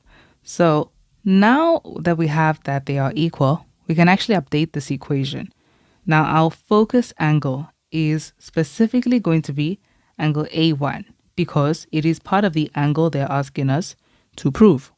So we're going to update this equation. So this is angle O1 is equal to angle A1, and in place of B, because they are equal, we will say plus angle A1. So this is therefore angle O1 is equal to 2 times the size of angle A1. And so this is what we have right now. Okay, so now looking at the other triangle that we have, which is this triangle over here, see how angle O2 is the exterior angle of this triangle. So we can tell them angle O2 is equal to angle A2 plus angle C for the same reason as well. So angle O2 equals angle A2 plus angle C, and it's also because of the exterior angle of a triangle. And now in this triangle, we also have the same situation where we have OA being a radius and OC being a radius. So if they are equal, we'll tell them that OA is equal to OC because they are equal radii. And now that they're equal, it means that these angles are equal. Angle A2 is actually equal to angle C. So we'll tell them angle A2 equals angle C because of angles opposite equal sides are equal. Okay? And now we can update this equation, angle O2's equation. So it means that angle O2 is equal to angle A2, we're keeping the focus on the angle A, plus, and in place of angle C, we say angle A2. And now that we have this, we can say angle O2 is equal to 2 angle A2. Okay, so this is what we have. And now the final step. We're looking at these and just focus on what they asked us to prove. They asked us to prove that angle BOC, this center angle, which we can now see is an addition of angle O1 and angle O2. So if you add them together, you get BOC. And it's equal to twice the size of angle BAC, which is this angle over here. It's A1 plus A2. So that's what we're going to do. We're going to add these equations. So angle O1 plus angle O2 is equal to, and we're just looking at the equations. Angle O1 was equal to 2 angle A1. So that's 2 angle A1. And angle O2 is equal to 2 angle A2. Okay, so we know that when we add these angles together, they give us this angle BOC. So that's BOC is equal to, and we have a common factor of 2 here. So we can take it out as a common factor and we get 2 and then open a bracket. And what are we left with? We're left with angle A1 in the first term, and in the second term, we're left with angle A2. And now you know that if you add these two together, we can see them at the circumference. They make up that angle BAC that they are referring to. So this therefore concludes that angle BOC is equal to twice the size of this is angle BAC. And that is how we prove this theorem. Moving on to the next question.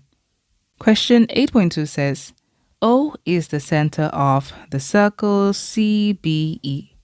DB is a tangent to the circle at B, and then EC produced meets BD at D and intersects OB at F, as we can see over there.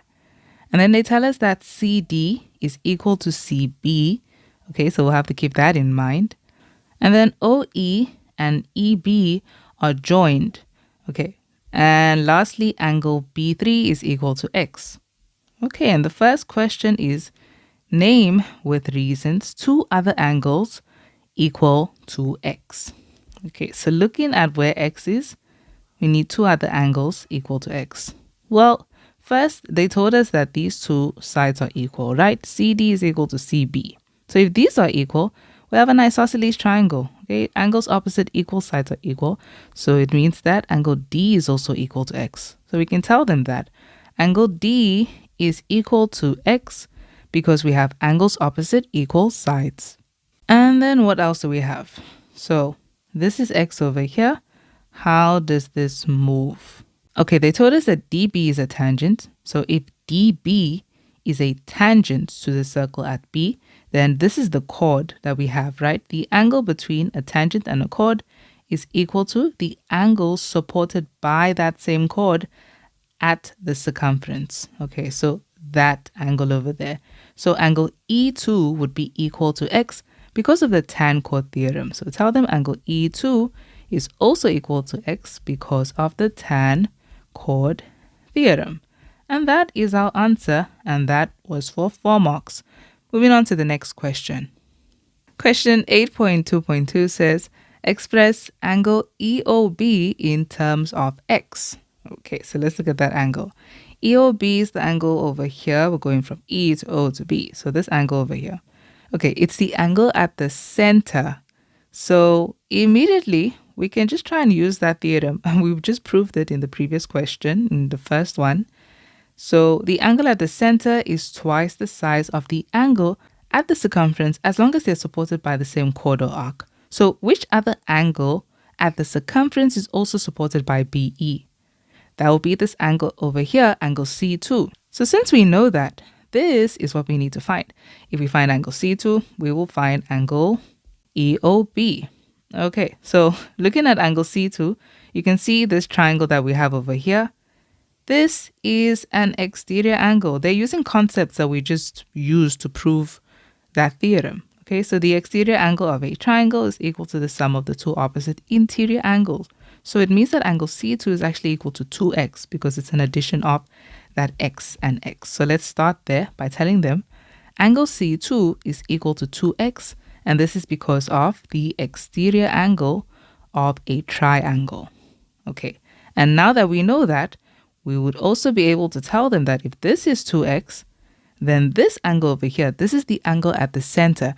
It is the one that is twice the size of the angle at the circumference. So if this is 2x, this is 4x. Okay, that's the bigger one. So tell them that this angle that they asked us to find, angle EOB, is equal to twice the size of angle C2. So it is equal to 4x. Okay, it's like substituting. And that is because the angle at the center is twice the angle at the circumference, supported by the same chord or arc. Okay, and that is our answer. Moving on to the next question. Question 8.2.3 says, determine with reasons the size of angle B2 in terms of x. Okay, so this is what we have. And to find angle B2, since it's this angle over here, we're just going to have to see what exactly angle B2 is. Where is it? We can see that it's at the circumference, but unfortunately, it's not being supported by a chord. Okay, as you can see, it's being supported by CO. That's not a chord. That's at the circumference and at the center. So we can't really apply any theorem like that. What else can we see about this? Also, just check the mark allocation. It's only 2 marks. So it's something that's supposed to be a one-step process. Okay, so here's the thing. Notice that O is the center of the circle, and from O to B, that is a radius. Now DB is a tangent. Now what do we know about a radius and a tangent at their points of contact? They will be equal to 90 degrees, okay? So angle B2 plus X should give us 90 degrees because the tangent is perpendicular to the radius at the point of contact. So you can't start off like that. Angle B2 plus X is equal to 90 degrees. This is because we have tangent perpendicular to radius. And then angle B2 is therefore equal to 90 degrees minus X. And that is our answer. Moving on to the next question. Question 8.2.4 says, show that DC equals CF. So let's just get rid of these and let's just see what they're referring to. They want us to prove that CF is equal to DF. So this is equal to this. Yeah, not the usual type. You would have expected that if they were asking to prove 2 sides were equal, we would somehow have an isosceles triangle. But it's fine. Let's just look at how this could be possible. Now, remember, we already found this. It's always going to be helpful. The previous question will always be helpful. We found angle B2 to be 90 degrees minus X. We'll keep that in mind. So how can these 2 lines be equal? How can that be equal to this? Well, they're definitely not using anything about proportionality or the midpoint theorem because we do not have a line drawn parallel to one side of a triangle. So we're going to have to look at this like this. We may not be able to directly prove that CD is equal to CF, but here's the thing. We can still work with an isosceles triangle. If we can show them that CF is equal to CB, because we already know that CB is equal to CD, then that will make these 2 equal. So what we're required to prove, what we're going to focus on is, we're going to try to show them that CF, or we're really just checking to see if CF is actually equal to CB. And if these 2 are equal, they already told us from the start that CD is equal to CB.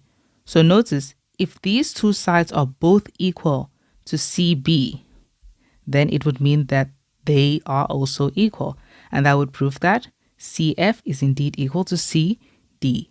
Okay, so this is our goal. Our goal is to prove that CF equals CB. How do we show them that this line is equal to this line? You can look at the triangle they are a part of. So they are part of this triangle here, CFB or CBF. If we want to show them that these 2 sides are equal, then show them that their base angles, or the angles opposite those sides, are equal. So let's find angle F2. That's the goal now. We need to find angle F2. So let me just write down what we have so long. We're trying to prove that CF is equal to CB, and this will really just help our case. So we're required to prove that CF equals CB because we already knew that these 2 were initially equal. CD was equal to CB. And now we're just trying to find that angle F2. Okay, so we're just trying to find angle F2. So how can we find angle F2?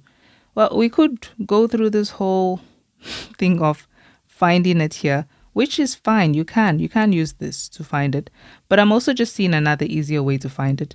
Use this bigger triangle over here, because we know that here the radius and the tangent are perpendicular. So that's 90 degrees. This is X, and we just have to find angle F2. So we can simply tell them that angle F2 is equal to 180 degrees minus 90 degrees minus the x, because the angles in a triangle add up to 180 degrees. Okay, and then angle F2 is actually equal to 90 degrees minus x. And that makes perfect sense. Okay, these two are actually equal. So if angle F2 is equal to 90 degrees minus x, that means that angle F2 is equal to angle B2. So we know that it's equal to angle B2. And because of those angles are equal, because these two angles are equal, that makes the sides opposite them equal as well. So this will be the converse of that theorem. Angles opposite equal sides are equal. So we can conclude that this means that CF is actually equal to CB. So therefore, CF equals CB. And you can say converse of angles opposite equal sides are equal, or you could just say sides opposite equal angles are equal. Okay, and now that those two are equal, here's the thing. Here's the whole point. We can tell them if these two are equal. We already knew initially. We'll tell them, but remember, this is what was already there. This is what we're just required to prove. But we knew that CD was equal to CB. So here's the thing. They're both equal to CB. That's equal to CB and that's equal to CB. So that means they are equal since they are equal to the same side. So CF is therefore equal to CD, like they asked us to prove. Okay, of course, they called it DC and CF, so you can just say that as well. DC is therefore equal to CF, and that is our answer.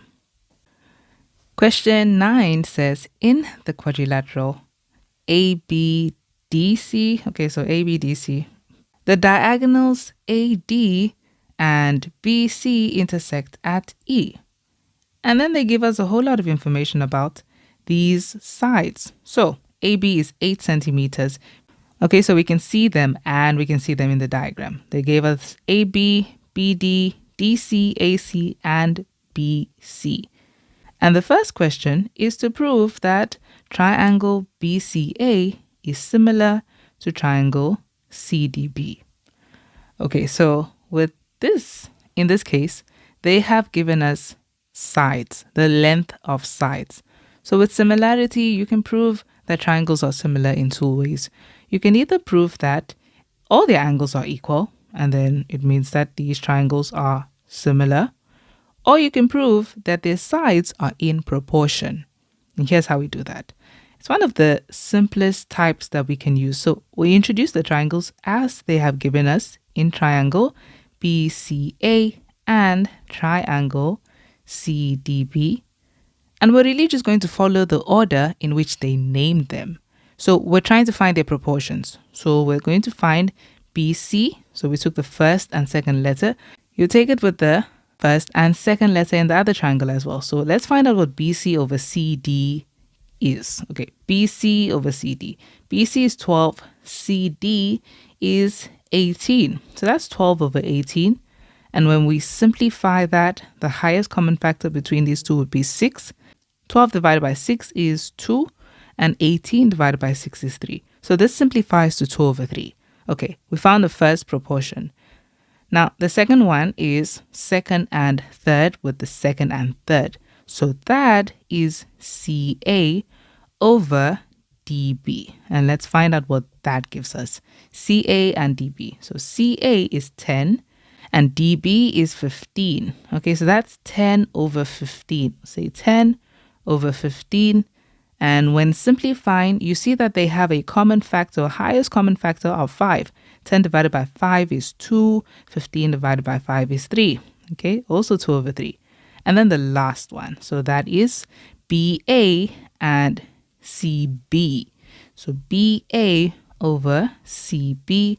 And let's look at BA and CB. Okay, so BA is, or AB is 8.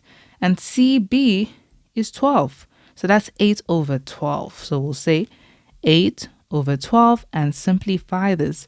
8 divided by its highest common factor is 4. 8 divided by 4 is 2. 12 divided by 4 is 3. And you see how they are in proportion. Okay, their ratios are exactly the same. So we're saying BC over CD, BC over CD is equal to CA over DB, which is equal to BA or AB over CB. Because they're all in proportion, it means their triangles are similar. So we can finally conclude BCA is similar to CDB. And the reason for this is because their sides are in proportion. Okay. And that is our answer. Moving on to the next question. Question 9.2 says, hence prove that AB is parallel to CD. So AB is this line over here, and we need to prove that it is parallel to CD. To prove that lines are parallel, we're going to use fun angles. Okay, so can we see any fun angles here? Here's the thing we need to note down. When you prove that triangles are similar, it will also mean that their corresponding angles are also equal. So here's what I mean by that. If we have two triangles and we happen to prove that these two triangles were similar, let's say this is triangle XYZ and this is triangle STU. If these two triangles are similar, then angle X is equal to angle S, angle Y is equal to angle T, and angle Z would be equal to angle U. So we also have that same situation here. We just need to match the correct angles. Now in this triangle, BCA, let's just highlight that, and the triangle CDB, here are the angles that are equal. In the red triangle, we call this BCA. So BCA. So angle B is this angle over here. This would be equal to this angle, angle C. So CDB, that's CDB, it's equal to this angle. Okay, and already we can see this is alternate angles. We have alternate angles. Therefore, it means that these lines are parallel. So just so that it helps, we should also just put down the other angles in this diagram that will be equal. So these two are equal. What else is equal? So angle C in the red triangle, which is this angle over here, it is equal to angle D in the blue triangle, which is this angle over here. And then angle A in the red triangle is equal to angle B in the blue triangle, which is this one over here. Okay, so we'll just leave those there as well. Okay, so let's just tell them about those two angles. So angle ABC is equal to angle BCD, okay? Because we have similar triangles, okay? And so since those angles are equal, they create alternate angles. So therefore, these lines are parallel. So we can tell them AB is indeed parallel to CD, and it's because we found alternate angles on those lines. And those alternate angles were equal. Okay, because we found equal alternate angles. And there we go. That is our answer. Moving on to the next question. Question 9.3 says, calculate the length of CE. Okay, so let's see what CE is first. So CE is over here. So now we need to construct a way that we can find CE. With CE, okay, it's just a part of one of the lines that we have. We know that this line BC is 12 units. Okay, and that's just a part of it. So it doesn't really help to just use it on its own like that in those triangles. So we're going to have to think of a way that it will be included. Okay, let's look at the mark allocation. This is for 4 marks. Okay, so there's some steps that we need to take. Let's see. Okay, so I've tried using this triangle. Wasn't a very good idea because I was trying to use that as a height maybe and work with their ratios, but no, that will not work out because, they didn't really tell us anything about any line being perpendicular. So I can't call that a perpendicular height. So now look at what we can do. Look at the previous question and what they asked us to prove. We were able to prove that AB was parallel to CD. But in also finding that, we found that these two angles are equal. Here is the thing. If these two angles are equal, then look at the triangle that CE is part of that also includes one of these equal angles. So that would be this triangle over here. This triangle ECD. Okay. Now that triangle, we can actually just show that it will also be similar to this triangle over here. And if these two are similar, then we can work with their proportions. We'll make sure to include CE. So notice that these angles, they are vertically opposite each other. So this angle is equal to this angle. And of course, we will name them properly. So if these two are equal, then we can show them that two angles in both triangles are equal. Therefore, the third angle by default is also equal. So we can actually name them properly from now because we know that these two are equal. So we'll say triangle ECD, and then this one you'll call this triangle EBA, since angle A and angle C in those two triangles are equal. So in triangle ECD and triangle EBA, here is what we have. We have these two angles being equal. So that is angle CED and angle BEA. So those are equal because they are vertically opposite each other. Okay, vertically opposite angles. And then we already had two angles equal. So in the previous question, we were able to show that ABC was equal to BCD. So we'll just note that those are exactly the same as well in those two triangles. And this is proven. We've already proven this. And now by default, the third angles in each triangle are equal. So that is this angle over here, EDC, and this angle over here, EAB. Okay, and that is, you can say third angle in a triangle or the sum of angles in a triangle. So that concludes that triangle ECD is similar to triangle EBA. Now here's the whole point of doing this. Yes, because we have angle, angle, angle. Okay, those three angles were equal. The whole point of doing this is so that we can include this line CE, which we're trying to find. So yes, we have found out that they are equal. And now here's what we can do. So I'll just write down the conclusion here. So we're taking EC, right? EC over, now it has to go over, since we take the first and second, we have to take it over EB. Now the problem with EB is we're not trying to find EB. We're trying to find EC, and EB does not even have a length. But EB can be named in terms of EC. EB is, and let me just get rid of all of these now. We don't really need them anymore. EB is over here. And you see that it's a part of this line that we have BC. So it can be expressed as the entire length 12 minus CE. If you take 12 minus CE or EC, you're going to get EB. So that's what we're going to express EB as. So it's fine. It will still be in terms of EC in our equation that we're creating. And then it's equal to. Now, you have to take it with a complete pair. So in this triangle, since we're looking at ECD first, this triangle, we're going to take it with this side because it has 18. So that's CD. So CD, and of course it goes with that side. We can also look at it here. See, CD goes with BA, so over BA. That's what we're going to use to solve for EC.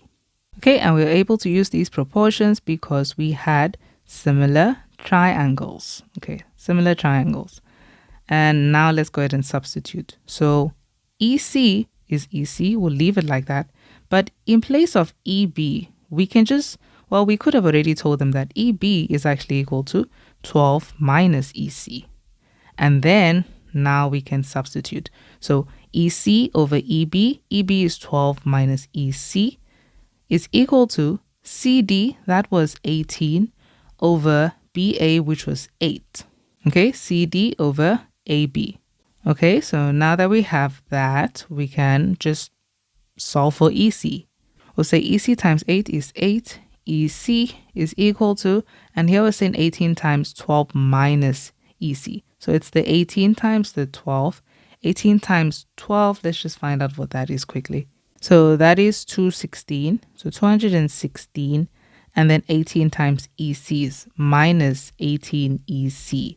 And then we're just solving for EC. So let's take this negative 18 EC over. So it's positive 18 EC plus 8 EC is equal to 216.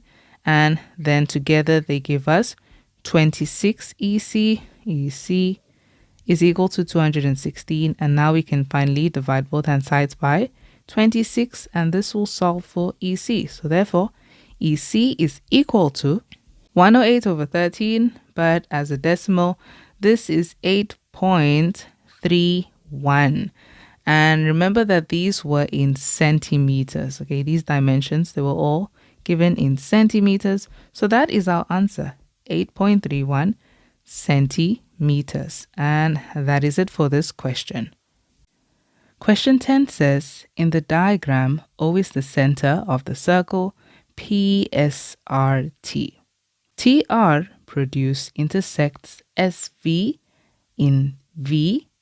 ST bisects angle PTR. So we're going to have to look at what that is going to do to those two angles. And then they tell us that TS is equal to SV, as we can see. And then TOP, OS, and SR are joined. And the first question, 10.1, asks us to determine with reasons the size of angle PST. Okay, so we're trying to find the size of this angle over here. Now, notice that this angle is being supported by a diameter, okay, because it passes the center of the circle and touches the end of the circumference as a straight line. So it means that angle PST is simply equal to 90 degrees, and this is because of the angle in a semicircle. And that is our answer. Moving on to the next question. Question 10.2 says, determine the size of angle S4. Now, previously we found out that this angle is 90 degrees, and they want us to find angle S4. Now, in this situation, it seems weird to try to find a numerical value because they want the size of angle S4. They want us to find a numerical value, but they haven't really given us any other angles other than this that we just found is 90 degrees. So this is probably a case where angle S4 is 90 degrees or there's some sort of equilateral triangle here. Okay, so let's construct a way to find angle S4. Angle S4, where is it? Well, it's not really included in this shape, the cyclic quad, but it's outside the cyclic quad over here. It is, however, included in this triangle. So let's try to use this triangle to find angle S4. So to find angle S4, we would need to understand what exactly angle V is and angle R2. Okay, so right now angle V seems easier to start with because you see that they gave us these two sides being equal. So if these two sides are equal, we have an isosceles triangle, and we know that the angles opposite the equal sides would be equal. So these two angles would be equal. Okay, and we also know something about T2. This line ST bisects this angle PTR. So when a line bisects an angle, when something is bisected, it is cut into two equal parts. So that would mean that if this is cutting this angle, then angle T2 is equal to angle T1. So we'll keep that in mind. So let's go ahead and start off there. We'll tell them that these two angles are equal, and then that angle T2 is actually equal to angle V. Okay, so we're just trying to make a relationship, create a relationship between the angles here and possibly the angles in this triangle over here. Okay, if we can somewhat relate them, we'll be able to find out exactly what angle S4 is. Okay, if their angles happen to be equal. So let's go ahead and see. So we'll start off by telling them that angle T1 is equal to angle T2. So angle T1 is equal to angle T2. And the reason for this is because ST bisects PTR like they told us. Okay, and now that that is down, we're going to also tell them that they gave us that ST was equal to SV, right? And ST equals SV, and this was given. Now, because those are equal, it means that these two angles are equal. So we know now that angle V is actually equal to angle T2. So we'll go ahead and tell them that angle T2 is equal to angle V, and this is because of angles opposite equal sides are equal. Okay, so now that those are equal, we can now focus on, we found these two to be equal in each triangle. We can now focus on angle R2. Okay, so now we can finally conclude that that means that angle T1 is equal to angle V. Okay, so we're focusing on these two triangles and just finding out which angles are equal in both. So angle T1 is equal to angle V, so we can conclude. Therefore, this means that angle T1 is equal to angle V. And now that they are equal, we can focus on the other angle that we need to find in this triangle to better understand what exactly angle S4 is, would be this angle over here, angle R2. So let's focus on angle R2. How can we find the size of angle R2? Well, do you notice that angle R2 is an extension of TR? And TR is one of the sides in this cyclic quad, okay? This is a quad that has been drawn inside a circle with the 4 endpoints being on the circumference. Okay, so we can use this theorem where the exterior angle of a cyclic quad is equal to the opposite interior angle. So you see how angle P is actually equal to angle R2. So we can tell them that angle P is equal to angle R2 because of the exterior angle of a cyclic quad. And because they are equal, see what we have just found. We found out that this angle is equal to this angle. And we found out that these two angles are equal. So that would conclude that angle S1 plus 2, okay, that angle PST is actually equal to angle S4 because you have two other corresponding angles being equal in both triangles.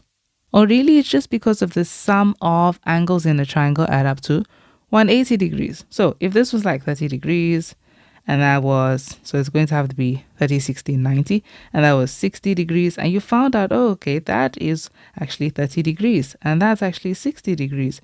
So that will conclude that this must be 90 degrees, okay? So that's an idea of that. Okay, so this means that angle S4 is actually equal to that angle PST. So angle S4 is equal to angle PST because of the sum of angles in the triangle. And we know that angle PST was equal to 90 degrees. So therefore, angle S4 is equal to 90 degrees. And that is our answer. Moving on to the next question. Question 10.3 says, prove that triangle TSO is similar to triangle TVS. So let's go ahead and highlight these triangles. So just remember that we found out that this is 90 degrees as well. Okay, so we'll just keep those in mind, and the other angles that we found were equal. Okay, so these are our two triangles. Now, in these triangles, if we have to prove that they are similar, then we need to show that all their corresponding angles are equal. So we already have two angles equal in both triangles. Angle T1 is equal to angle T2. So we have that already, and we can just tell them. We can tell them that we already know that, or we have to introduce the triangles first. Okay, in triangle TSO and TVS, we already know that angle T1 is equal to angle T2. And this was proven because we had ST being a bisector of this angle. So it was bisecting that angle, PTR. Okay, and now we just need two more angles equal in these triangles. Do you see how this creates an isosceles triangle? Because we have a radius over here and a radius there. So this is an isosceles triangle, meaning these two angles, angle T1 and angle S2, are equal. Now we already know that angle V is equal to angle T1. So that would make angle S2 and angle V equal. Okay, so let's go ahead and state that first. We have to tell them that OT is equal to OS. So because they are equal radii, and because they are equal, these two angles will be equal. So angle T1 is equal to angle S2. So angle T1 equals angle S2. And the reason is angles opposite equal sides are equal. Okay, so if those two are equal, the whole point is to show them that angle S2 is actually equal to angle V. So we can also just mention that we already knew that angle T1 was equal to angle V. Okay, so I'm just going to mention that but we knew that angle T1 was equal to angle V. So this would conclude that angle S2 and angle V are equal. So angle S2 is actually equal to angle V, like we have over here. We can see these two are equal. And the reason these two were equal, it was something that we already proved. We were able to show them that we concluded T1 was equal to angle V. So I'll just say that this has been proven. Okay, so we've got two angles in each triangle being equal. And so that by default will make their third angle equal, since the sum of the angles in the triangles have to add up to 180 degrees. So that means that angle O1 is actually equal to angle, and that's angle S3 plus angle S4, which we can call angle VST. Okay, and the reason for that is because of the sum of angles in a triangle. Okay, so we've got 3 equal angles in the triangles, so that means that triangle TSO indeed is similar to triangle TVS, and it's because we were able to find 3 equal angles in the triangle. That's an angle, and an angle. So we can just tell them that's because of angle, angle, angle. And that is our answer. Moving on to the next question. Question 10.4, the last question for question 10 says, show that 2vs squared is equal to pt times tv. Okay, so the whole idea with this is we're going to find out where exactly these lengths came from and find out how it can end up being equal to this. So it usually has to do with the previous question. So we will look at those and just see the lengths that match here as well. Okay, so I've pinned it to the screen, and I'm just going to also take this because it's definitely going to be useful. And let's just see how this relates to what they have given us. Okay, so this is what we have. And we need to show them that 2vs squared. So where is vs? And let me just get rid of these highlights first. So with vs is over here. We have vs there. But it says vs squared. So there must have been 2 vs's that multiplied. Now with vs, we know that st is also equal to vs. So they may have also used that. Okay, so first, let's go ahead and see how they match with this that we already proved previously. So in what we have to prove, we have vs. So let's go ahead and take vs. So you see that if we take vs, we have to take that with so, the second and the third letter. So this will be so over vs is equal to, and let's just see, is there any other length they took here? So here we have pt, here we have tv. So there's no pt, but there is tv. So tv is the first and second letter. So we also have to take the first and second letter.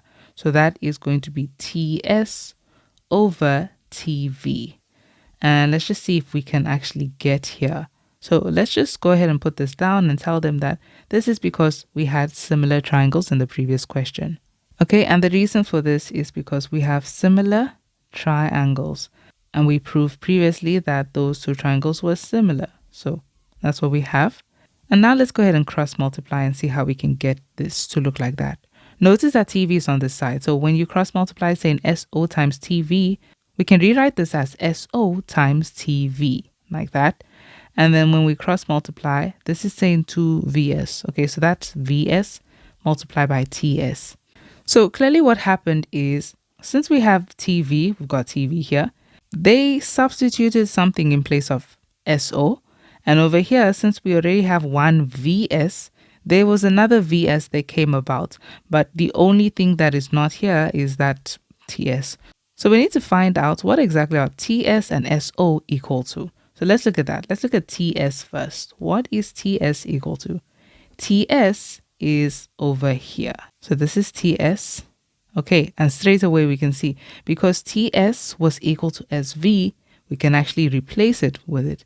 Or let's call it VS rather. So these two were already equal. So we can tell them, but we knew that VS was equal to TS. So, and then we'll replace it.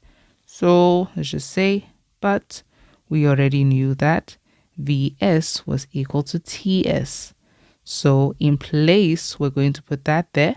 So long what we'll have is Vs multiplied by Vs, which is Vs squared. Okay, so that's where we get the Vs squared is equal to. So we have SO multiplied by TV. So the only thing we need to find now is this SO. Let's look at SO and see what is it equal to. And it needs to somehow relate with PT. Okay, because that's what we have there. So SO is over here. And what is its relationship with PT? Okay, so do you see how PT is a diameter? SO is a radius. So it means that PT is twice the size of SO.